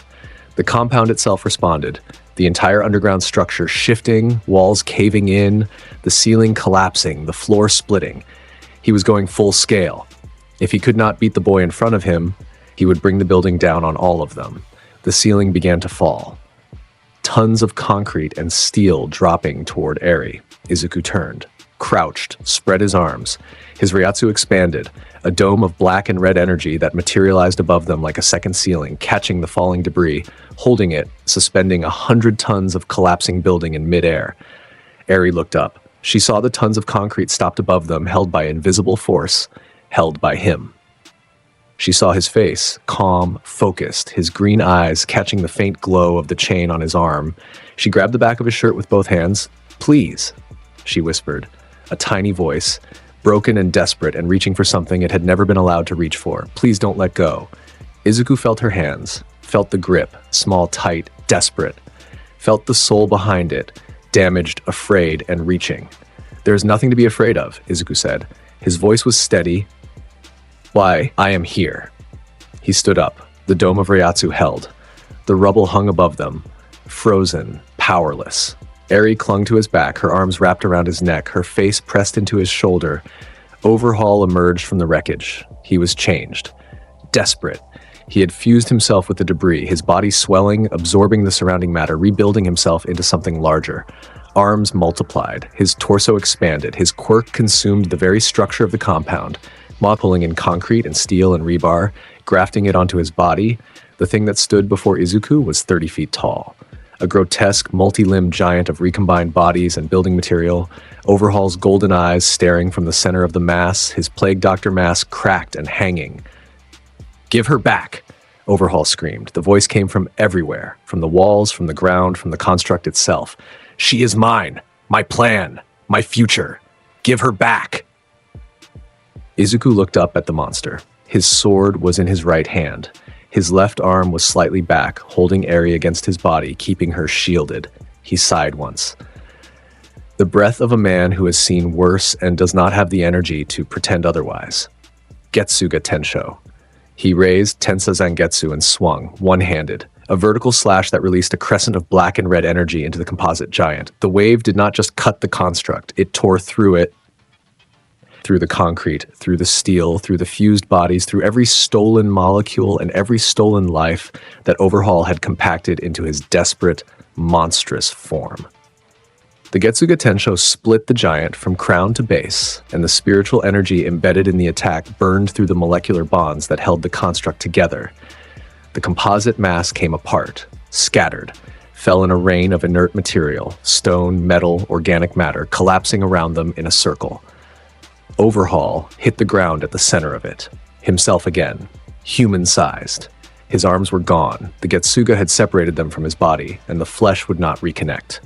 The molecular bonds were disrupted at a level his quirk could not reach. He lay on the ground, armless, gasping, his golden eyes staring at the ceiling. Izuku looked down at him. Tensa Zangetsu dissolved. The chain sank into his skin. "It is over," Izuku said. Overhaul's mouth moved. No sound came out. Izuku turned away. He adjusted Eri on his back, carefully, gently, the way you hold something precious. Her arms were still around his neck. Her face was still pressed into his shoulder. Her breathing was evening out. She was falling asleep. Her horn began to glow. A soft white light, her quirk activating involuntarily, the built-up energy responding to emotional release. Around them, the air shimmered. The compound's broken walls began to waver. Time distortion, Eri's rewind quirk pulsing outward. The rescue team would have panicked. Night Eye would have calculated. Aizawa would have erased. Izuku kept walking. His Reiatsu enveloped the girl on his back like a second skin. Gentle, warm, absolute. The quirk energy met his spiritual pressure and calmed. The glow dimmed. The distortion faded. The temporal waves smoothed out, absorbed into his Reiatsu field, neutralized by a force that existed on a plane the quirk had never encountered. Eri's horn stopped glowing. She sighed in her sleep. A small, soft sound that was louder than anything else that had happened in the compound. Izuku walked through the ruined corridors, past the unconscious Yakuza fighters, past the collapsed walls and triggered traps, past the debris and the dust and the remnants of a criminal empire that had been built on the suffering of a child. He walked up the stairs and through the breach point and out into the sunlight. The rescue team was assembled outside. Heroes. Police. Medics. Every face turned to the entrance when he emerged. Izuku walked out of the compound carrying a sleeping child on his back, his uniform torn, dust in his hair, the faintest trace of black light fading from his arm. His face was calm, his breathing was normal, his steps were even. Sir Night Eye stared at him from behind the police cordon. The man who could see the future looked at the boy and the child and felt his quirk stutter. The timeline he had seen, the one where the raid went wrong and people died, was simply gone. Replaced. Overwritten by a boy who walked through the predetermined future like it was a suggestion and not a law. Fat Gum put a hand on Kirishima's shoulder. The red-haired boy had tears running down his face and did not seem to know it. Aizawa was there. He had arrived with the support team 20 minutes ago and spent that 20 minutes watching Izuku's progress through the compound on the tactical feed. He stood near the breach point, arms crossed, expression flat. Izuku stopped in front of him. Eri was still asleep. "She needs medical attention," Izuku said. "The damage is extensive, physical and emotional. She will need time." Aizawa looked at the child, looked at Izuku, looked at the demolished compound behind them. "An overhaul, alive, armless. The lower levels are clear." Aizawa nodded, reached for his phone, paused. "Midoriya, yes? My evaluation file for you currently says there are no words. That seems accurate. I am upgrading it to there will never be words." Izuku almost smiled. It was the closest Aizawa had ever come to a joke, and it was the closest Izuku had ever come to laughing since the day he was born into this world. Eri was taken to the hospital. Izuku stayed with her until she woke up. When her red eyes opened and found his green ones, she did not scream. She did not cry. She reached for him and he took her hand, and she held on with a grip that should have been impossible for a child her size. "You came back," she whispered. "I never left," he said. She kept holding his hand. He let her. The recovery took weeks. Eri was transferred to UA's custody. Aizawa volunteered to oversee her care, which surprised exactly nobody who had seen the look on his face when he watched Izuku carry her out.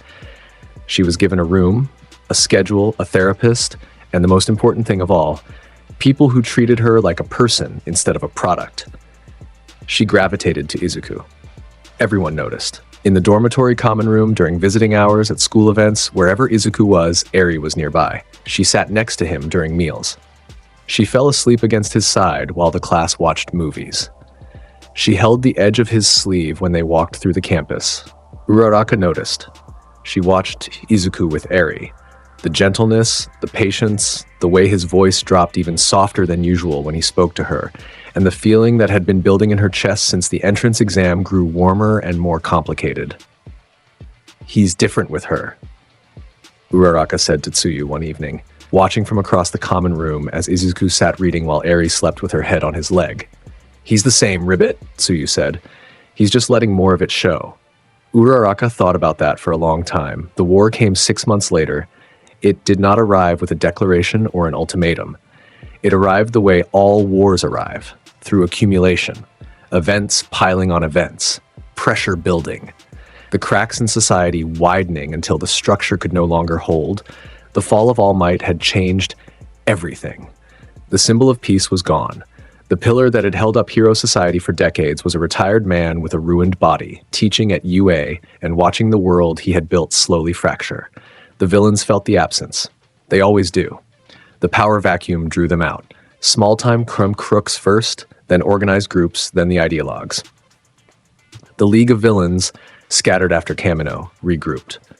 Shigaraki, freed from prison in a raid that Izuku had not been present for, a coordinated jailbreak that hit 7 facilities simultaneously, emerged changed. Darker, more focused. The hand on his face was gone. His red eyes burned with a conviction that bordered on madness. He had been given All for One's power, the full transfer, every stolen quirk, every accumulated ability, every drop of hoarded darkness, all of it, poured into Tamura Shigaraki's body over months of preparation. The process had nearly killed him. It had rebuilt him instead. The Paranormal Liberation Front. That was what they called themselves.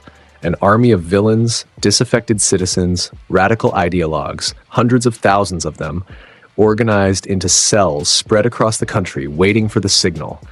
The heroes knew it was coming. Intelligence gathered, plans drawn. The largest coordinated hero operation in history assembled, Dozens of agencies, hundreds of heroes, thousands of police and military support personnel.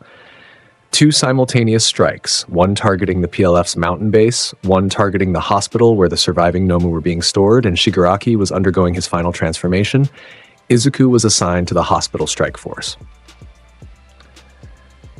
The heavy hitters. The team built to handle whatever Shigaraki had become. He stood in the briefing room the night before the operation, surrounded by pro heroes twice his age and 3 times his experience, and nobody questioned why a 16-year-old was at the front of the assault team. They had all seen the footage. They had all read the reports. Some of them had been at Kamino. They knew. Endeavor, now the #1 hero by default, carrying the title with a discomfort that everyone noticed and nobody mentioned, stood at the front of the room with the battle plan. He laid out the strategy, the approach vectors, the contingencies. Then he looked at Izuku. "Midoriya," Endeavor said. His turquoise eyes were complex. This was the boy who had made his son ignite, the boy who had done what a lifetime of Endeavor's cruelty could not. There was respect there. And something else that lived closer to gratitude than the flame hero would ever admit. You are the tip of the spear. If Shigaraki is active when we breach, you engage first. Buy time for evacuation and containment. Understood, Izuku said. Endeavor held his gaze for a moment, opened his mouth, closed it, nodded. The briefing ended. Heroes filtered out. Izuku stayed behind. Todoroki found him on the roof of the staging facility. The night was cold. Stars visible for once. The light pollution dimmed by the rural location. The wind carried the smell of pine and distant rain. You knew this was coming, Todoroki said. His mismatched eyes reflected the starlight. I have been feeling it for months, Izuku said. The pressure building, the darkness gathering. Shigaraki's energy has been growing, every day, louder, heavier, like a storm that keeps feeding on itself. Todoroki stood beside him. They looked at the dark horizon together. Are you afraid? Todoroki asked. I'm not going to run, Izuku said. I never have. Todoroki nodded. A comfortable silence settled between them. The silence of 2 people who had fought side by side and understood each other without needing to explain. My father is different, Todoroki said, quietly, like he was testing the words. Since the sports festival, since you said what you said, he has been trying. Trying is a start, Izuku said. I have not forgiven him. You do not have to. Forgiveness is not an obligation. It is a choice. Make it when you are ready, or do not make it at all. Todoroki was quiet for a long time. Thank you, Midoriya, for everything. Go get some sleep, Todoroki-kun. Tomorrow will be long. Todoroki left. Izuku stayed on the roof. He stood there until dawn, hands at his sides, eyes on the horizon, the chain on his arm pulsing softly in the dark.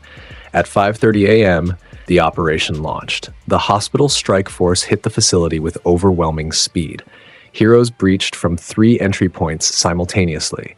The containment team secured the Nomu storage wings. The evacuation team pulled out the medical staff. Izuku went straight down.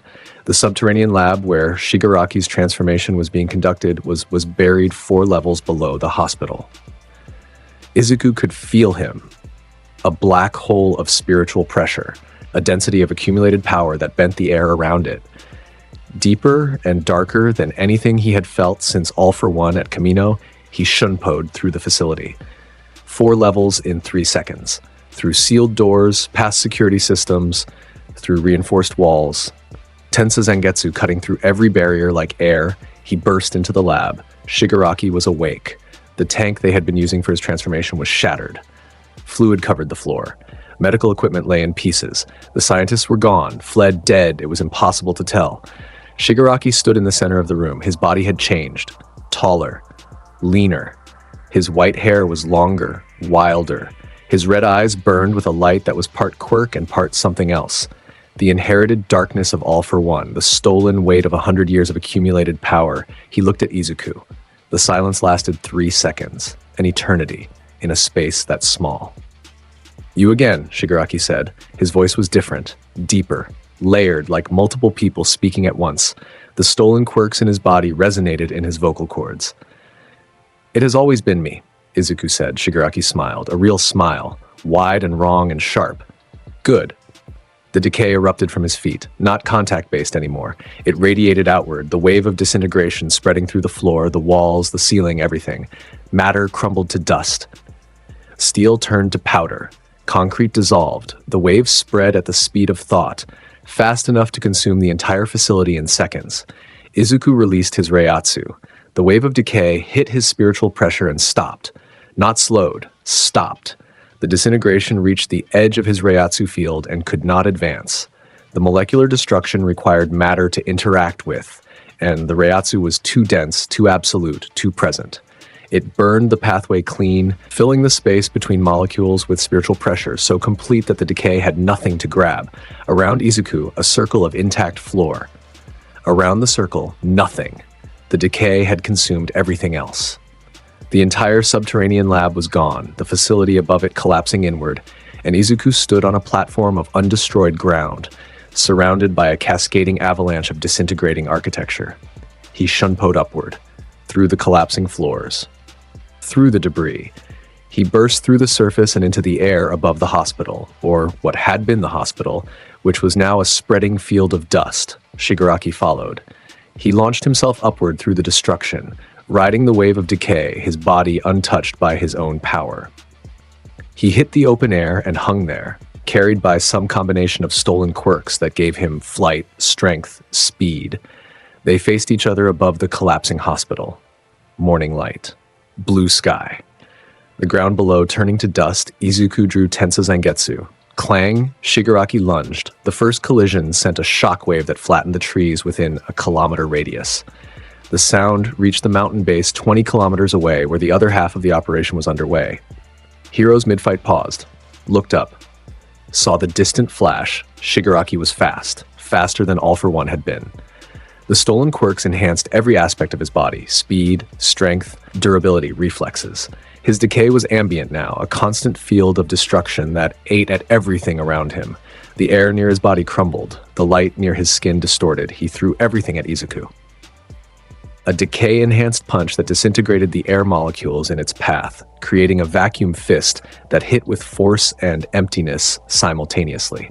Izuku blocked with Tensa Zangetsu. The impact rocked him backward. He caught himself on compressed Reiatsu and pushed forward. Shigaraki fired a beam, stolen from All for One's arsenal, the same air cannon that had nearly killed All Might. Amplified by 3 other force quirks. The beam tore through the sky with a sound like tearing metal. Izuku cut through it. Tensa Zangetsu parted the beam the way a stone parts a river. The two halves screamed past him and hit the forest below, turning a hillside into a crater. They clashed, again and again. Each collision louder, harder, the scale escalating with every exchange. The ground beneath their aerial battle was a growing wasteland. Craters, trenches, flattened forests. The decay spread from every point where Shigaraki's attacks touched the earth. Izuku's Getsuga arcs left gouges in the landscape that ran for hundreds of meters. Shigaraki screamed. Through combinations of stolen quirks and patterns that should have been impossible to predict, telekinesis layered with fire, layered with decay, layered with kinetic multiplication. He was fighting like a man possessed, which was accurate in more ways than one. Izuku answered each attack. Cut through the fire. Shunpoed past the telekinetic grab. Blocked the decay-enhanced strikes with Reiatsu-hardened skin. His blade moved in patterns that were older than this world. Forms and techniques inherited from a line of fighting beings that made Shigaraki look like a child throwing rocks. But Shigaraki would not stay down. Every hit that connected, every cut that landed, the regeneration kicked in.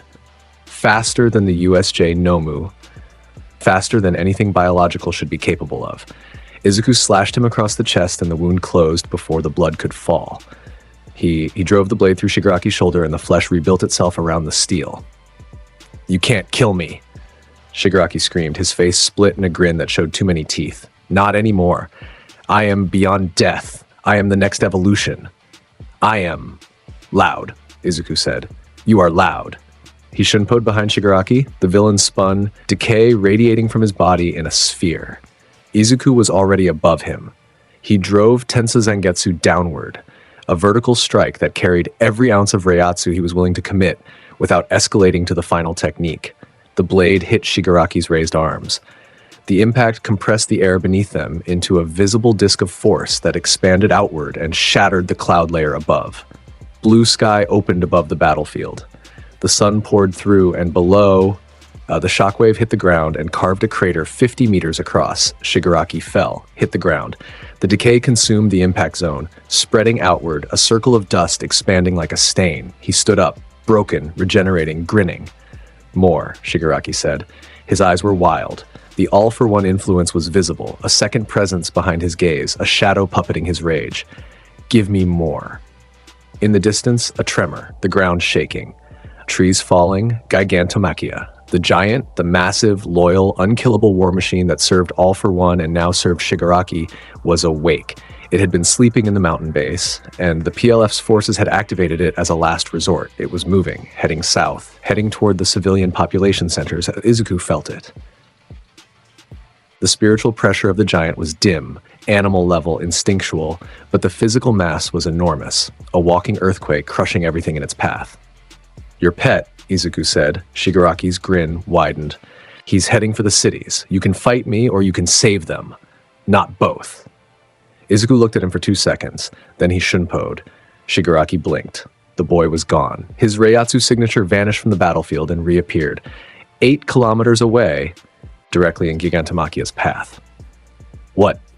Shigaraki started. The Getsuga Tensho hit Gigantomachia broadside.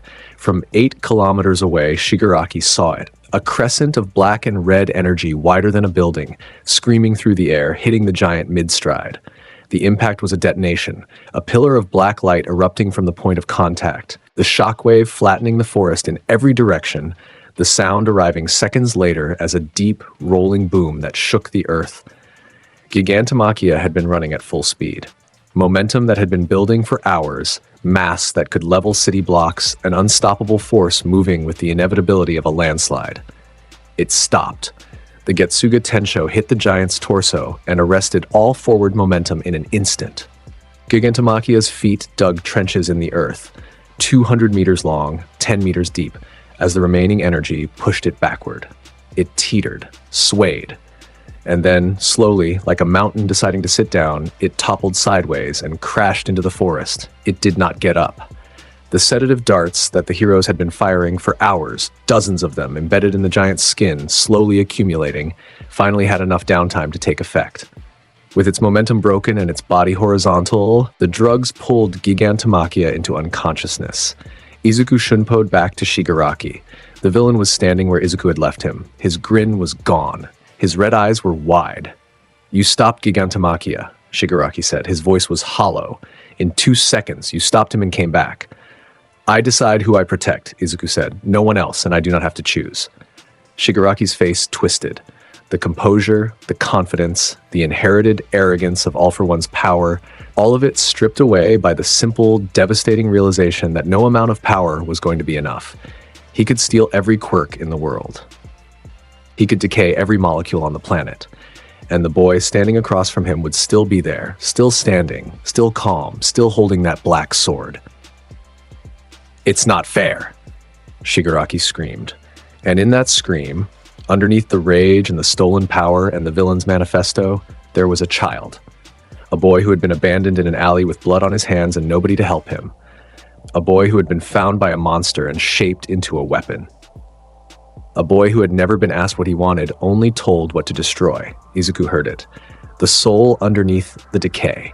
The damaged, abandoned, broken thing that Tamura Shigaraki had built his entire identity on top of like a house built on a sinkhole. It was never fair, Izuku said. Not for you. Not for anyone.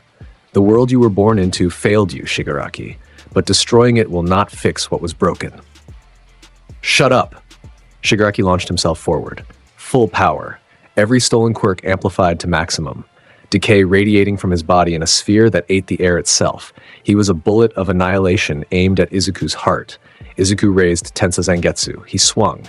The Getsuga Tensho that erupted from the blade was the largest he had ever released. A wave of black and red spiritual energy 200 meters wide, towering into the sky, so dense that the air around it liquefied and the ground beneath it turned to glass. It met Shigaraki's charge and consumed it. The collision was felt across 3 prefectures. Seismographs in Tokyo registered the impact. The sky above the battlefield split, clouds torn apart by the shockwave, a seam of clear blue opening from horizon to horizon. The sound was beyond sound. A vibration felt in the teeth, the bones, the base of the skull. Shigaraki's decay fought the Getsuga. For one horrible second, the two forces pressed against each other. Annihilation versus annihilation, the power to destroy matter versus the power to destroy everything else. Reality itself seemed to buckle at the collision point, the fabric of the world groaning under the strain. The Getsuga won. It punched through the decay field and hit Shigaraki directly. The spiritual energy was not physical force. It cut deeper, past the stolen quirks, past the regeneration, past the biological enhancements. It hit the soul underneath. The real Tamura Shigaraki, buried beneath layers of All for One's darkness. The villain hit the ground. The decay stopped. The ambient destruction ceased. The spreading field of dust and dissolution went still. Shigaraki lay in the center of a crater, his body steaming, his regeneration fighting the Reiatsu burns on every surface. He was alive. His red eyes stared at the sky. His hands, those terrible decay-carrying hands, lay at his sides, fingers twitching. Izuku landed beside him. Tensa Zangetsu dissolving, chain dimming. He looked down at Shigaraki. The villain was crying. Red eyes leaking tears that cut tracks through the dust on his ruined face. His mouth was moving, forming words that might have been a name, a plea, something from before the villain, from before the decay, from the boy in the alley who just wanted someone to hold his hand. Izuku knelt. "It is over, Shigaraki," he said. "Rest." Shigaraki's eyes focused on him, blurry, fading. Shigaraki whispered, "Why didn't you kill me?" "Because someone should have saved you a long time ago," Izuku said, "and killing you now would not fix that." Shigaraki's eyes closed. His body went limp. The regeneration continued, keeping him alive, keeping him stable, keeping him from the death that some part of him had been reaching for since childhood. The heroes converged. Containment. Restraints.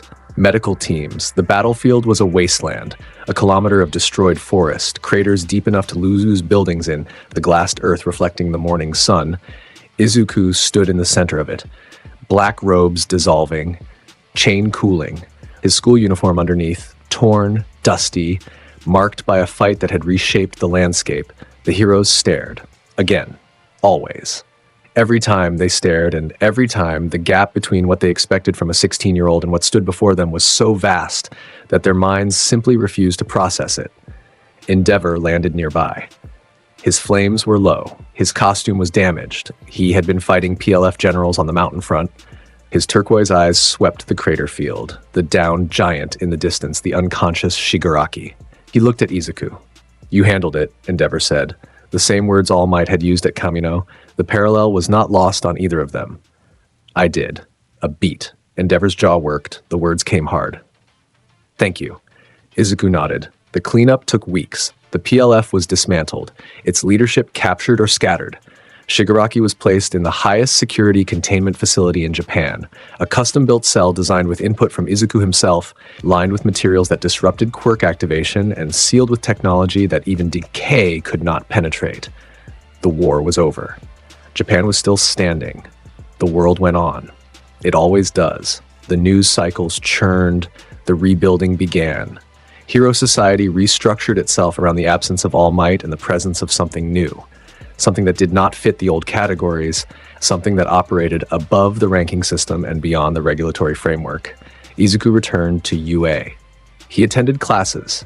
He ate lunch with his friends. He trained with his classmates. He walked through the campus with Eri holding his sleeve, and Todoroki falling into step beside him, and Ida straightening his glasses and launching into a lecture about punctuality, and Uraraka laughing at something, Tsuyu said, and Kirishima loudly declaring everything manly and Kaminari complaining about his grades, and Bakugo walking 10 paces behind with his hands in his pockets, and his red eyes forward and his mouth shut. A group. A family, almost.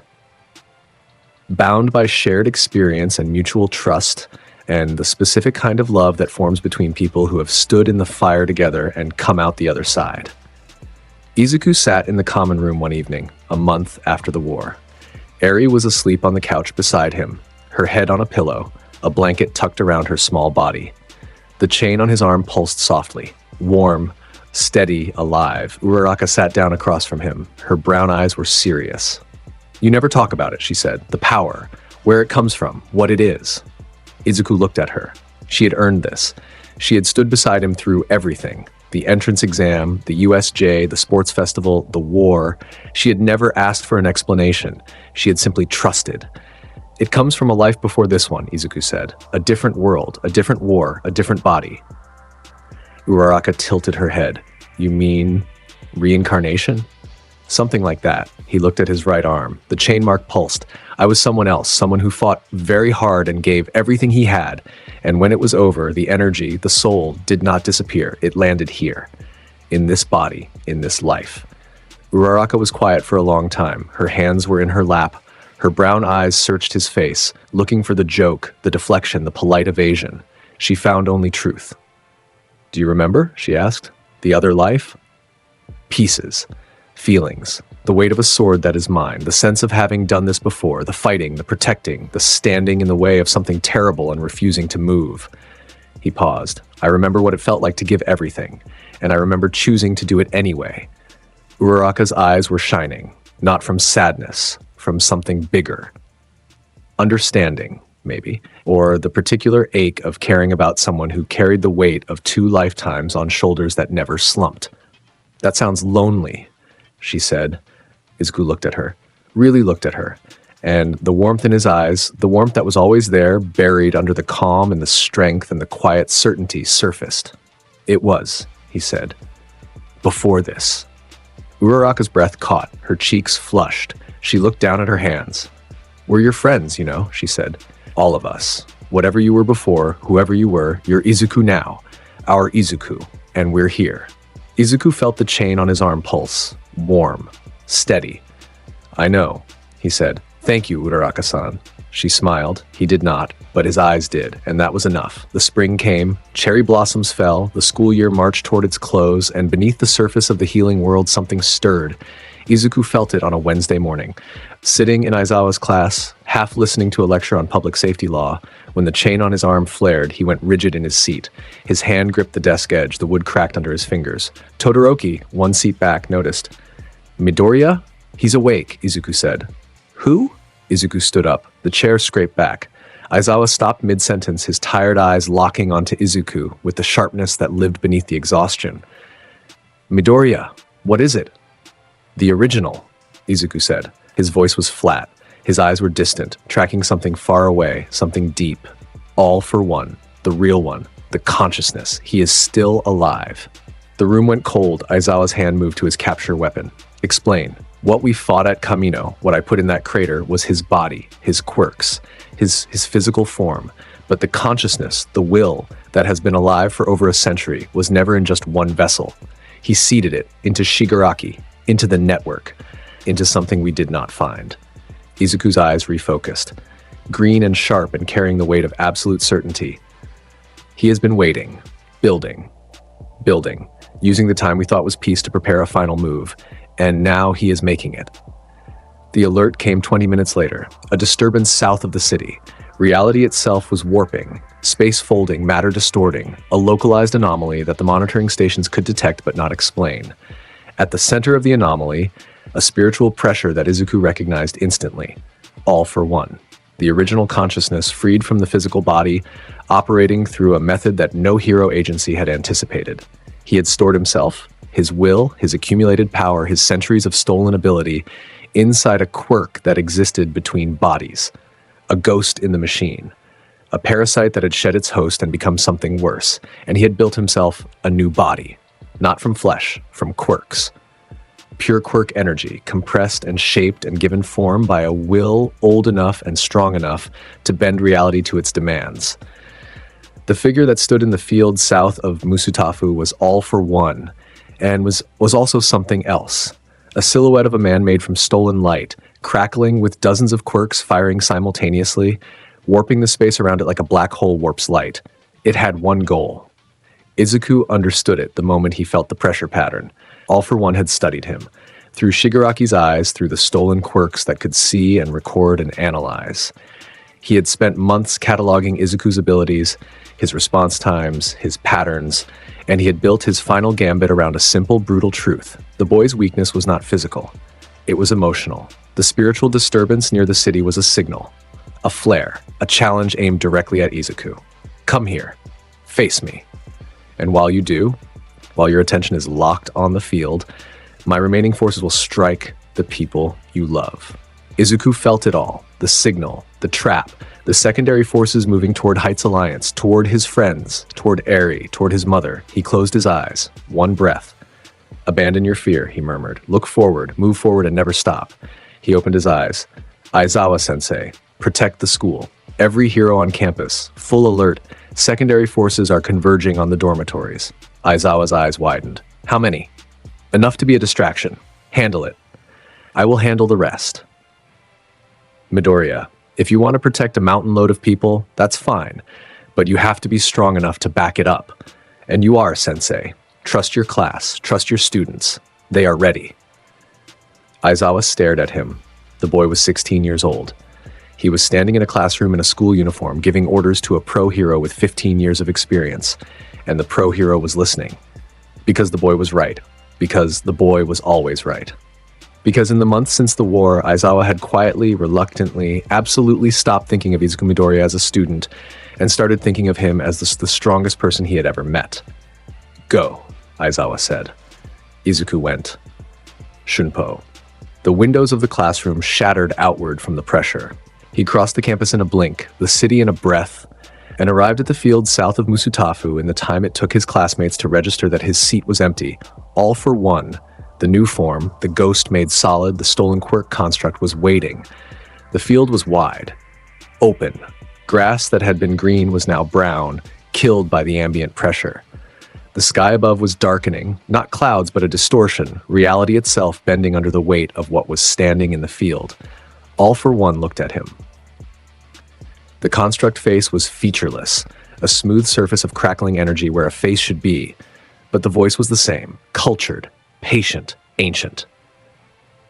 You came alone, All for One said. I expected that. You always come alone. The people I love are protected, Izuku said. Your distraction will fail. Perhaps, perhaps not, but that is not why I called you here. The construct tilted its head. I called you here because I have been studying you, Izuku Midoriya, for months. Through every fight, every display of power, every moment you have revealed another layer of what you are. The construct raised one hand, quirk energy crackling along the fingers.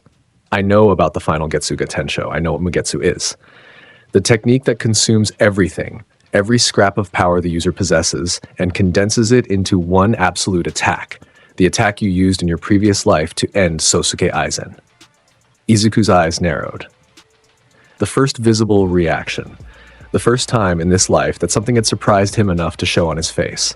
You know, Izuku said, I have had decades to study the anomalies in this world's spiritual fabric. Decades to trace the threads.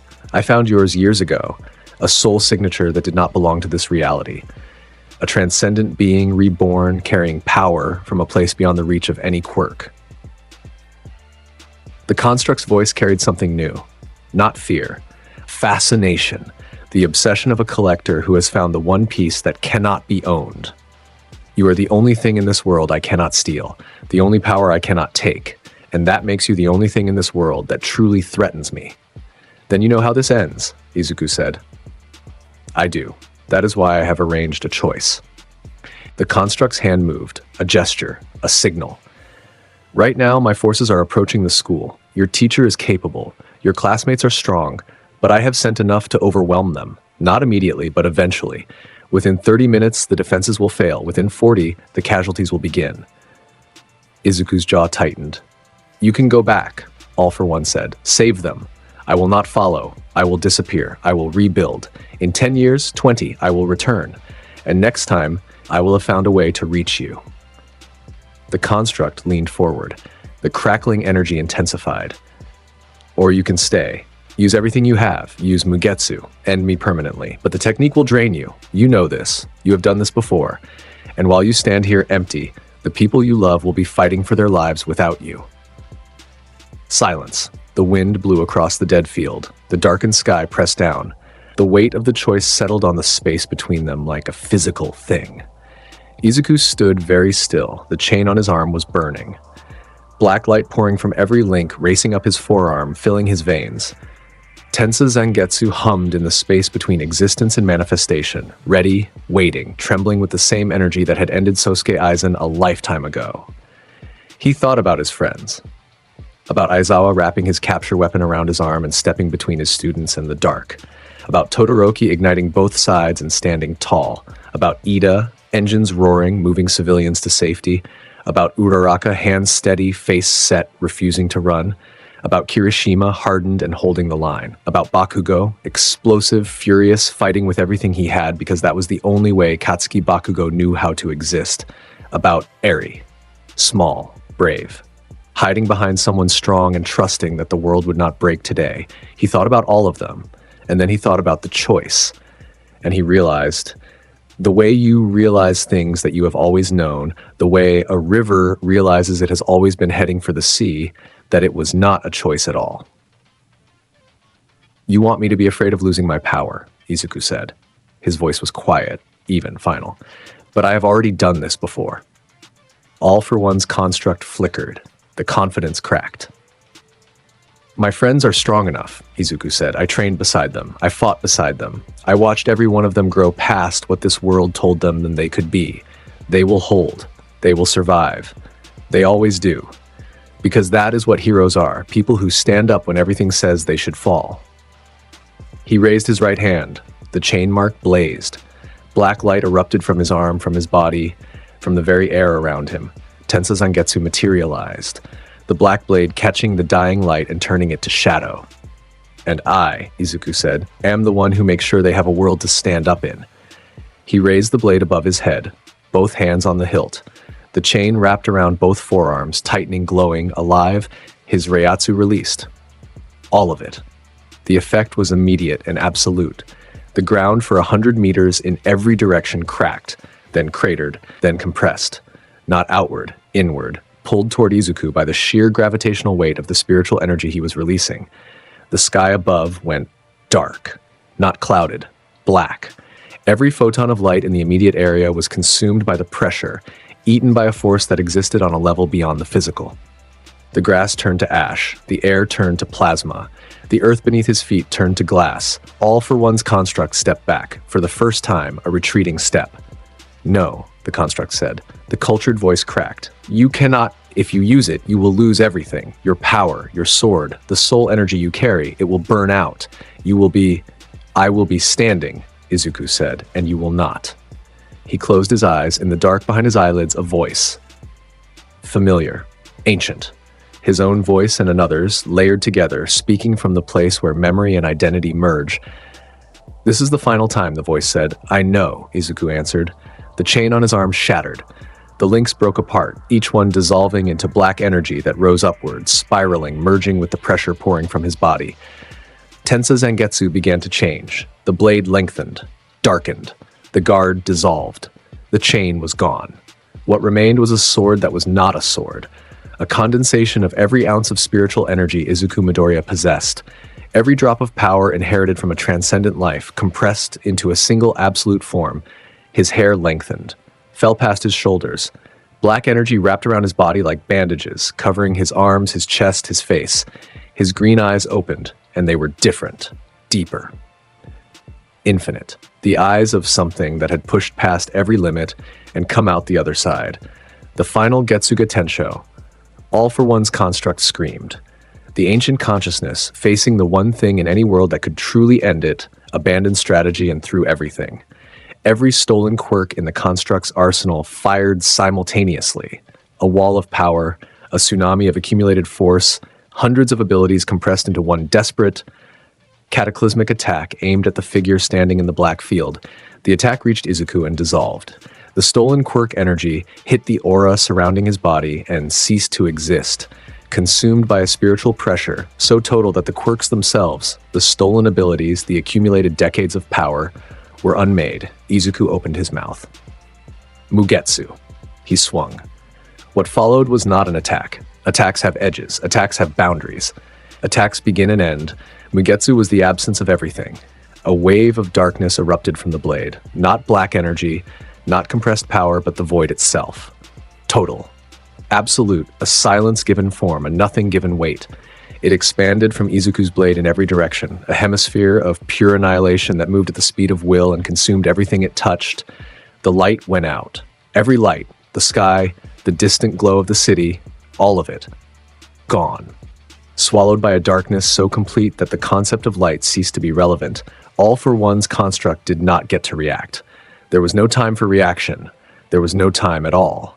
The darkness reached the construct and passed through it, and when it passed, the construct was gone. Not destroyed, not defeated, erased. The stolen quirks, the accumulated power, the ancient consciousness that had parasitized this world for over a century, all of it, unmade. Returned to nothing. The souls trapped inside the stolen quirks, hundreds of them, prisoners for decades, were released, set free. Their energy scattered into the spiritual fabric of the world like seeds on the wind. The darkness expanded, reached its apex, and then, slowly, like a tide reaching its highest point and beginning to turn, it receded. Light returned, the sun, the sky, the city in the distance, untouched, unharmed. The darkness pulled back into the field, contracted, condensed, and vanished. The field was silent. The grass was gone. The earth was glass for 300 meters in every direction. Smooth, black, reflective, catching the returned sunlight and throwing it back. And in the center of the glass field, Izuku Midoriya, standing. His hair was short again, green again. The black energy was gone. The bandages were gone. Tensa Zangetsu was gone. The blade dissolved, the chain mark on his arm, dark and quiet, no pulse, no glow. His Reiatsu was a whisper where it had been an ocean. A candle flame where it had been a wildfire. His legs were shaking. For the first time, his hands trembled. His breathing was uneven. His eyes, still green, still deep, still his, were tired. Were everything. Again, the full measure.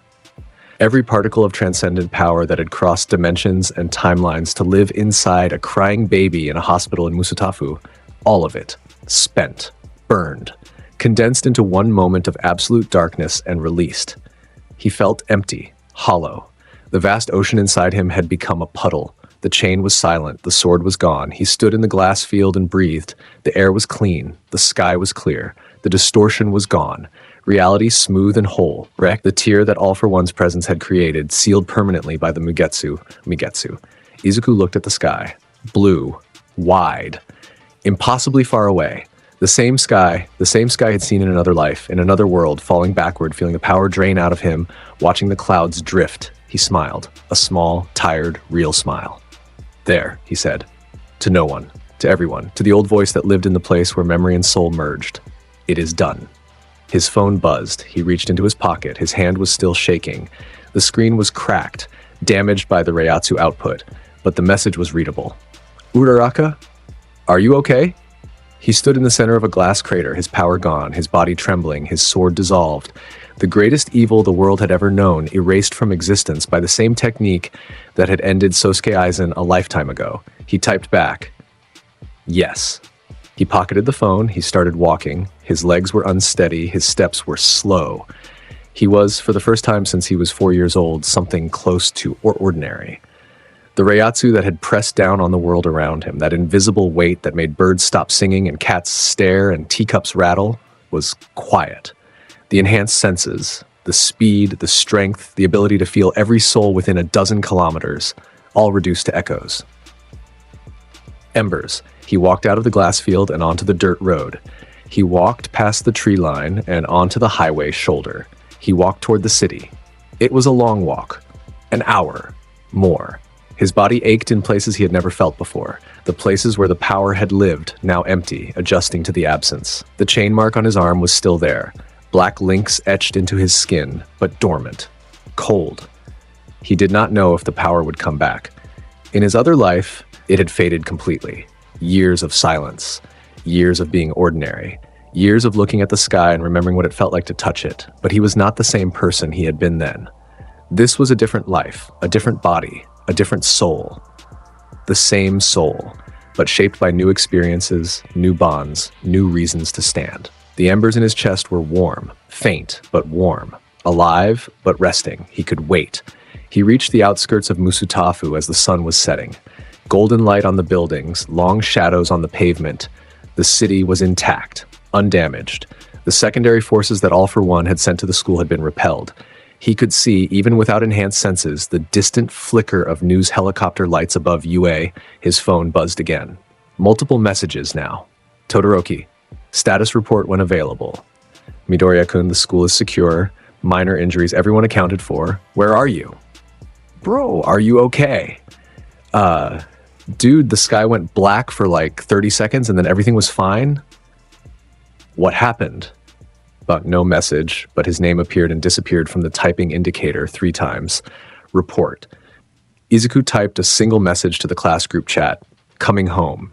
He walked through the city, past the convenience store where he had stopped his first villain, past the bridge where he had stood at night and listened to the water, past the neighborhoods that had been rebuilt after Camino, past the people who were going about their evening, cooking dinner, watching TV, arguing about nothing, unaware that 30 minutes ago, the world had almost ended, and a 16-year-old boy had spent everything he had to make sure it didn't. He reached UA as the last light faded. The gates were open. Security was present. Pro-heroes, police, campus guards. They let him through without a word. They knew who he was. Everyone knew who he was. The Heights Alliance dormitory was lit up. Every window, every room. The class was awake, gathered in the common room, waiting. Izuku walked through the front door. 20 heads turned. 20 pairs of eyes locked onto him.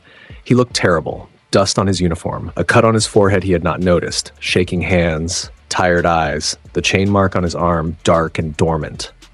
He walked in without the pressure, without the weight, without the invisible gravity that had followed him since birth.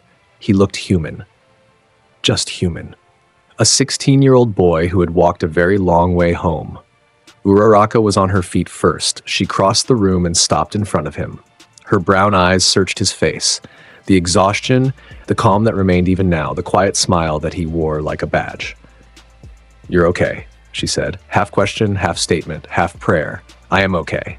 The sky went dark. I know. The whole sky for 30 seconds, and then it just came back. Yes. What happened? Izuku looked at her. Looked past her at the rest of the class. Todoroki standing by the window, Ida at the table, Kirishima and Kaminari on the couch, like Ashido and Tsuyu and Yaoyorozu and Tokoyami and all the others, all of them watching, all of them present. And in the hallway behind the common room, a small figure with white hair and a cracked horn, holding the doorframe with both hands, red eyes wide. Eri? Izuku met her gaze and his smile deepened, warmed. "I finished it," Izuku said. To Uraraka, to the class, to Eri, all for one is gone. The real one, the original, he will never come back.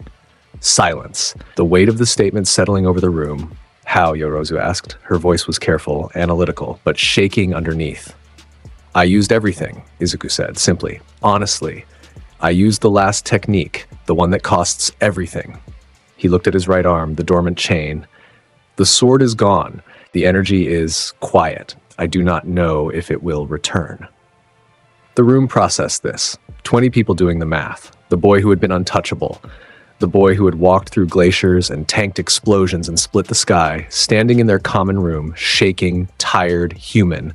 Bakugo was leaning against the far wall, arms crossed, red eyes fixed on Izuku. His jaw was tight, his hands were still, no sparks. He had fought in the defense of the school, had gone full power against the secondary forces, had led 3 of his classmates through a coordinated counterattack that had turned the tide. He had been, by every measure, exceptional. And now he looked at Izuku, powerless, exhausted, standing on nothing but will and tired legs, and felt the same thing he had felt on the training field when Izuku had pushed him gently to the ground. Respect. "You gave up your power," Bakugo said. The room went quiet. His voice was rough. "To beat him. Yes, and you walked here, from wherever that was, on foot, with nothing. Yes." Bakugo stared at him for a long moment. Then he uncrossed his arms, pushed off the wall, and walked across the room. He stopped in front of Izuku. The class held its breath. Bakugo extended his hand. A handshake, open palm, offered straight. No explosion, no aggression, no performance. Just a hand extended by a boy who had spent his entire life refusing to acknowledge that anyone could stand above him. Izuku looked at the hand, looked at Bakugo's face. The red eyes that burned with a fire that would never go out, but burned differently now. Cleaner. Aimed forward instead of outward. Izuku took his hand. The grip was firm, brief. Everything that needed to be said passed through the contact. Years of rivalry, years of confusion, years of anger that had slowly, painfully transmuted into something that neither of them had the words for. Bakugo released his hand, turned, walked back to the wall, crossed his arms, said nothing. Kirishima was crying again. So manly, he whispered to Kaminari. I'm literally also crying, Kaminari whispered back. Todoroki crossed the room. He stood in front of Izuku and looked at him with those mismatched eyes, one gray, one blue, both steady. Getting knocked down doesn't matter, Todoroki said. What matters is whether you get back up. Izuku blinked. I said that to you. I know. I have been saving it, the smallest smile. It seemed like the right time. Ida approached. He bowed. A full, proper 90-degree bow. Thank you, Midoriya-kun, for everything you have done, for all of us. Izuku put a hand on Ida's shoulder. Stand up, Ida-kun. You have nothing to bow for. You defended the school. You protected our classmates. You are the hero your brother always knew you would be. Ida straightened. His glasses were fogging. He adjusted them with trembling hands and said nothing, because there was nothing adequate to say. Eri walked into the room. The class parted. Quietly. Naturally. Making a path without being asked. She walked up to Izuku with her small, steady steps. Her red eyes were wet but clear.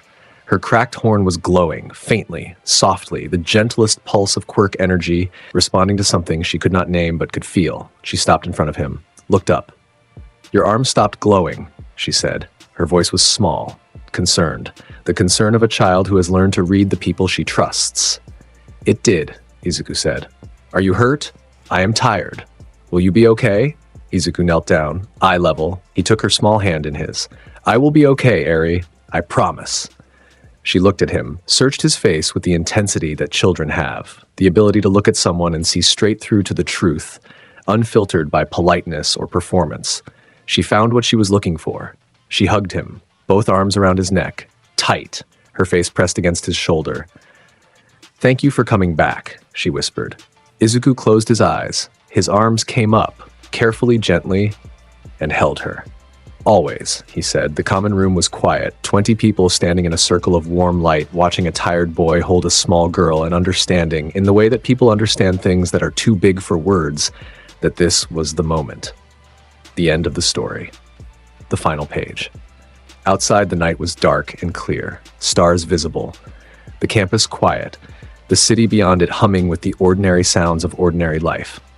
Lives that continued because a boy had given everything he had. Uraraka wiped her eyes. Todoroki's hands unclenched.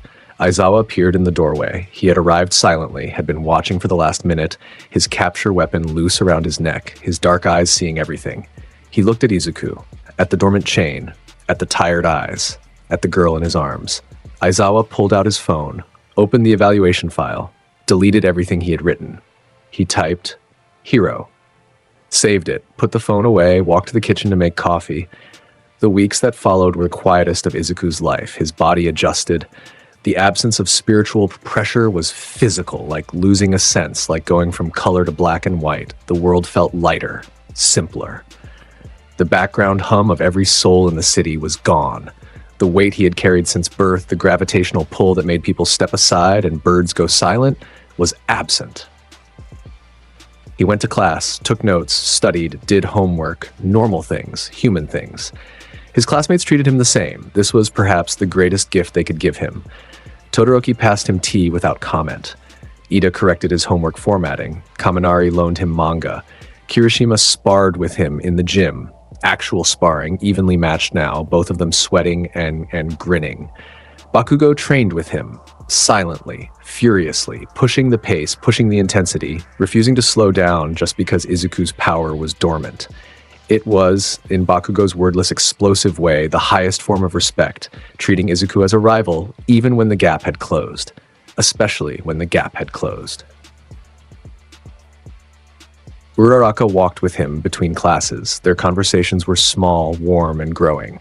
She told him about her parents. He told her about his mother. She made him laugh, actually laugh, the kind that came from the belly and surprised him.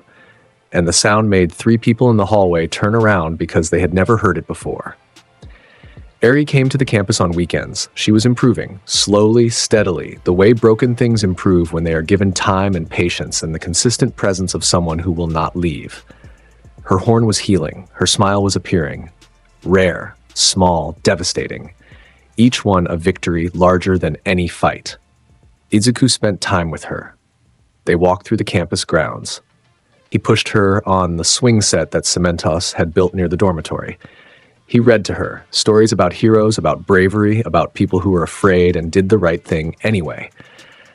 One afternoon, she looked up at him from the swing and said, "Are you still a hero, even without the sword?" Izuku stopped pushing, thought about it. "Being a hero was never about the sword," he said. "The sword just made it easier. Being a hero is about choosing to stand between the people you love and whatever wants to hurt them. You do not need a sword for that. You just need to be willing." Eri processed this. Her legs kicked slowly on the swing. "Then you are still a hero," she said, with the absolute certainty of a child who has decided something is true and will not be convinced otherwise. Izuku smiled. "Thank you, Eri." "You're welcome," she said and kicked higher. The chain on his arm pulsed. Faint. Barely there. Like a match striking in a dark room, a flicker of warmth, a flash of black light, gone almost before he registered it. He stopped, looked at his arm. The chain mark was the same, black links etched into his skin, dormant, cold. But he had felt it. A pulse. A heartbeat. The faintest ember of the ocean that had been. He flexed his fingers, curled them closed, opened them. Nothing. Quiet. Still. But the ember was there, buried deep, sleeping, not dead. He did not mention it to anyone. He tucked the knowledge into the quiet part of himself, the part that had always known what it was, the part that remembered 2 lifetimes and the weight of 2 swords and the faces of everyone he had ever chosen to protect. The semester ended. Summer came. The world turned. On the last day before break, Izuku stood on the roof of Heights Alliance at dawn, the same roof he had trained on, the same sky he had watched 100 times. The city stretched out before him. Wide, sprawling, alive with the mundane miracle of millions of people going about their lives, footsteps behind him. He did not turn. He knew who it was. He had always known. "You are up early, Toshinori-san." Toshinori Yagi walked to the roof's edge and stood beside him, thin as wire, tea in hand, blue eyes catching the morning light. "Could not sleep," Toshinori said. "Old habits." They stood together in comfortable silence. 2 people who had carried the weight of the world on their shoulders, one who had set it down, one who was learning how to hold it differently. "I felt one for all today," Toshinori said. "From Mirio-kun, he is growing, the power suits him." "I knew it would. You were right, he has the heart." Toshinori sipped his tea. "But I must ask, young Midoriya, how are you? Truly." Izuku looked at the city. The sun was climbing. The light was gold and warm and patient. "I am lighter," he said. "The power is gone, mostly, maybe completely, and I thought it would feel like losing a limb, but it feels like..." He paused, searching for the word. "Like setting down a bag you have been carrying for so long you forgot you were carrying it." "Do you regret it?" "No. I would do it again. I know you would. That is what makes you who you are." Toshinori reached into his pocket and pulled out something small. A pin. Gold. The UA emblem. "The faculty voted," Toshinori said. "Unanimously. You are being offered an accelerated graduation track. Upon completion of your remaining coursework, you will receive your full hero license. The first student in UA history to earn it before their final year." Izuku looked at the pin. "Not because of your power," Toshinori said, "because of everything you did with it, and everything you continue to do without it." Izuku took the pin, held it in his palm, small and gold and warm from Toshinori's pocket. "Thank you," he said. Toshinori smiled. The real one. The smile that had nothing to do with muscle or heroics and everything to do with the quiet, permanent pride of a man watching the future become better than the past. They stood on the roof as the sun rose. The city woke up, the world turned.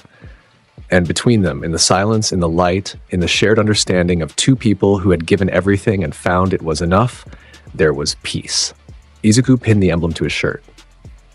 Looked out at the city one last time. The chain on his arm pulsed, stronger this time, a real pulse, warm, steady, alive, not the ocean, not the wildfire, an ember, a beginning. He looked at his arm. The chain mark was glowing, faintly, softly, the thinnest line of black light tracing the links from wrist to elbow. He smiled, not a warrior's smile, not a hero's smile, a human smile. The smile of a boy who had lived 2 lives and fought 2 wars and given everything twice and was still standing, still breathing, still walking forward. The ember burned, quiet, patient, growing. Izuku Midoriya turned from the railing and walked toward the door, toward the stairs, toward his friends waiting in the common room, arguing about breakfast, living the ordinary lives that he had bled for, toward tomorrow. The chain on his arm glowed, faint and steady, like a promise kept in the dark. He walked forward. He did not look back. Huge respect to the legends fueling this journey. Your support is the engine behind everything we do. Whether you're on the front lines or reaching for the stars, you make this possible. Pro heroes, the elite front line, stepping up and setting the pace for the whole community. DA, Fire 05, GVZLNS21. Symbol of peace. The pillars of the community. The titans who keep our foundation solid and the hype at an all-time high. Christopher Costa, That Other Guy Too, Chad Reynolds, Zachariah Allison, T. Maki 68 Rimuru, Nuh-uh, Kelvin Bowman, Mr. Panda, AZ Otros, Dweller of the Deepest Depths, Lone Wolf, Jacob Rops, Christian Mullins, Bully Maguire Shadow, Neostar Productions, Osael Cardenas, Shaquan Simmons, Thunder, Suna Wind 631, Elijah Saunders, Peter Hamilton, Freddie Rose, Omega, Akuma no Akami, Chris Talley, Remorsefuls, Black Vein, Joshua Hedrington, Aaron Abercrombie, Drift SK Eater, Akeno Himejima, Corey Tokars, Yan, Devin Black, Crow, Dasher Dames, Joe Bros, Ray Von Crimson River, Dante Alastor, Adam Yonkers, Blood Saints, Donna Cafe, Zeph, KC, Howie 60, Ignacio. Hope of the universe, the ultimate guardians, celestial tier supporters whose impact literally shines across the galaxy. Noroi Uzumaki Uchiha, Keishan, Coldbane 4, The Maniac 563, Sean Brooks, Debs, LS Morningstar, Marl, Spintown, I Shoot X50, Greg Green, James, Quanyan Thompson, Juan, and Zeno KJ. Damn, what a ride. If that story hit you in the chest, drop a like, subscribe, and stick around for more insane, emotional, overpowered madness. Because we're only getting started, and trust me, you do not want to miss the next one.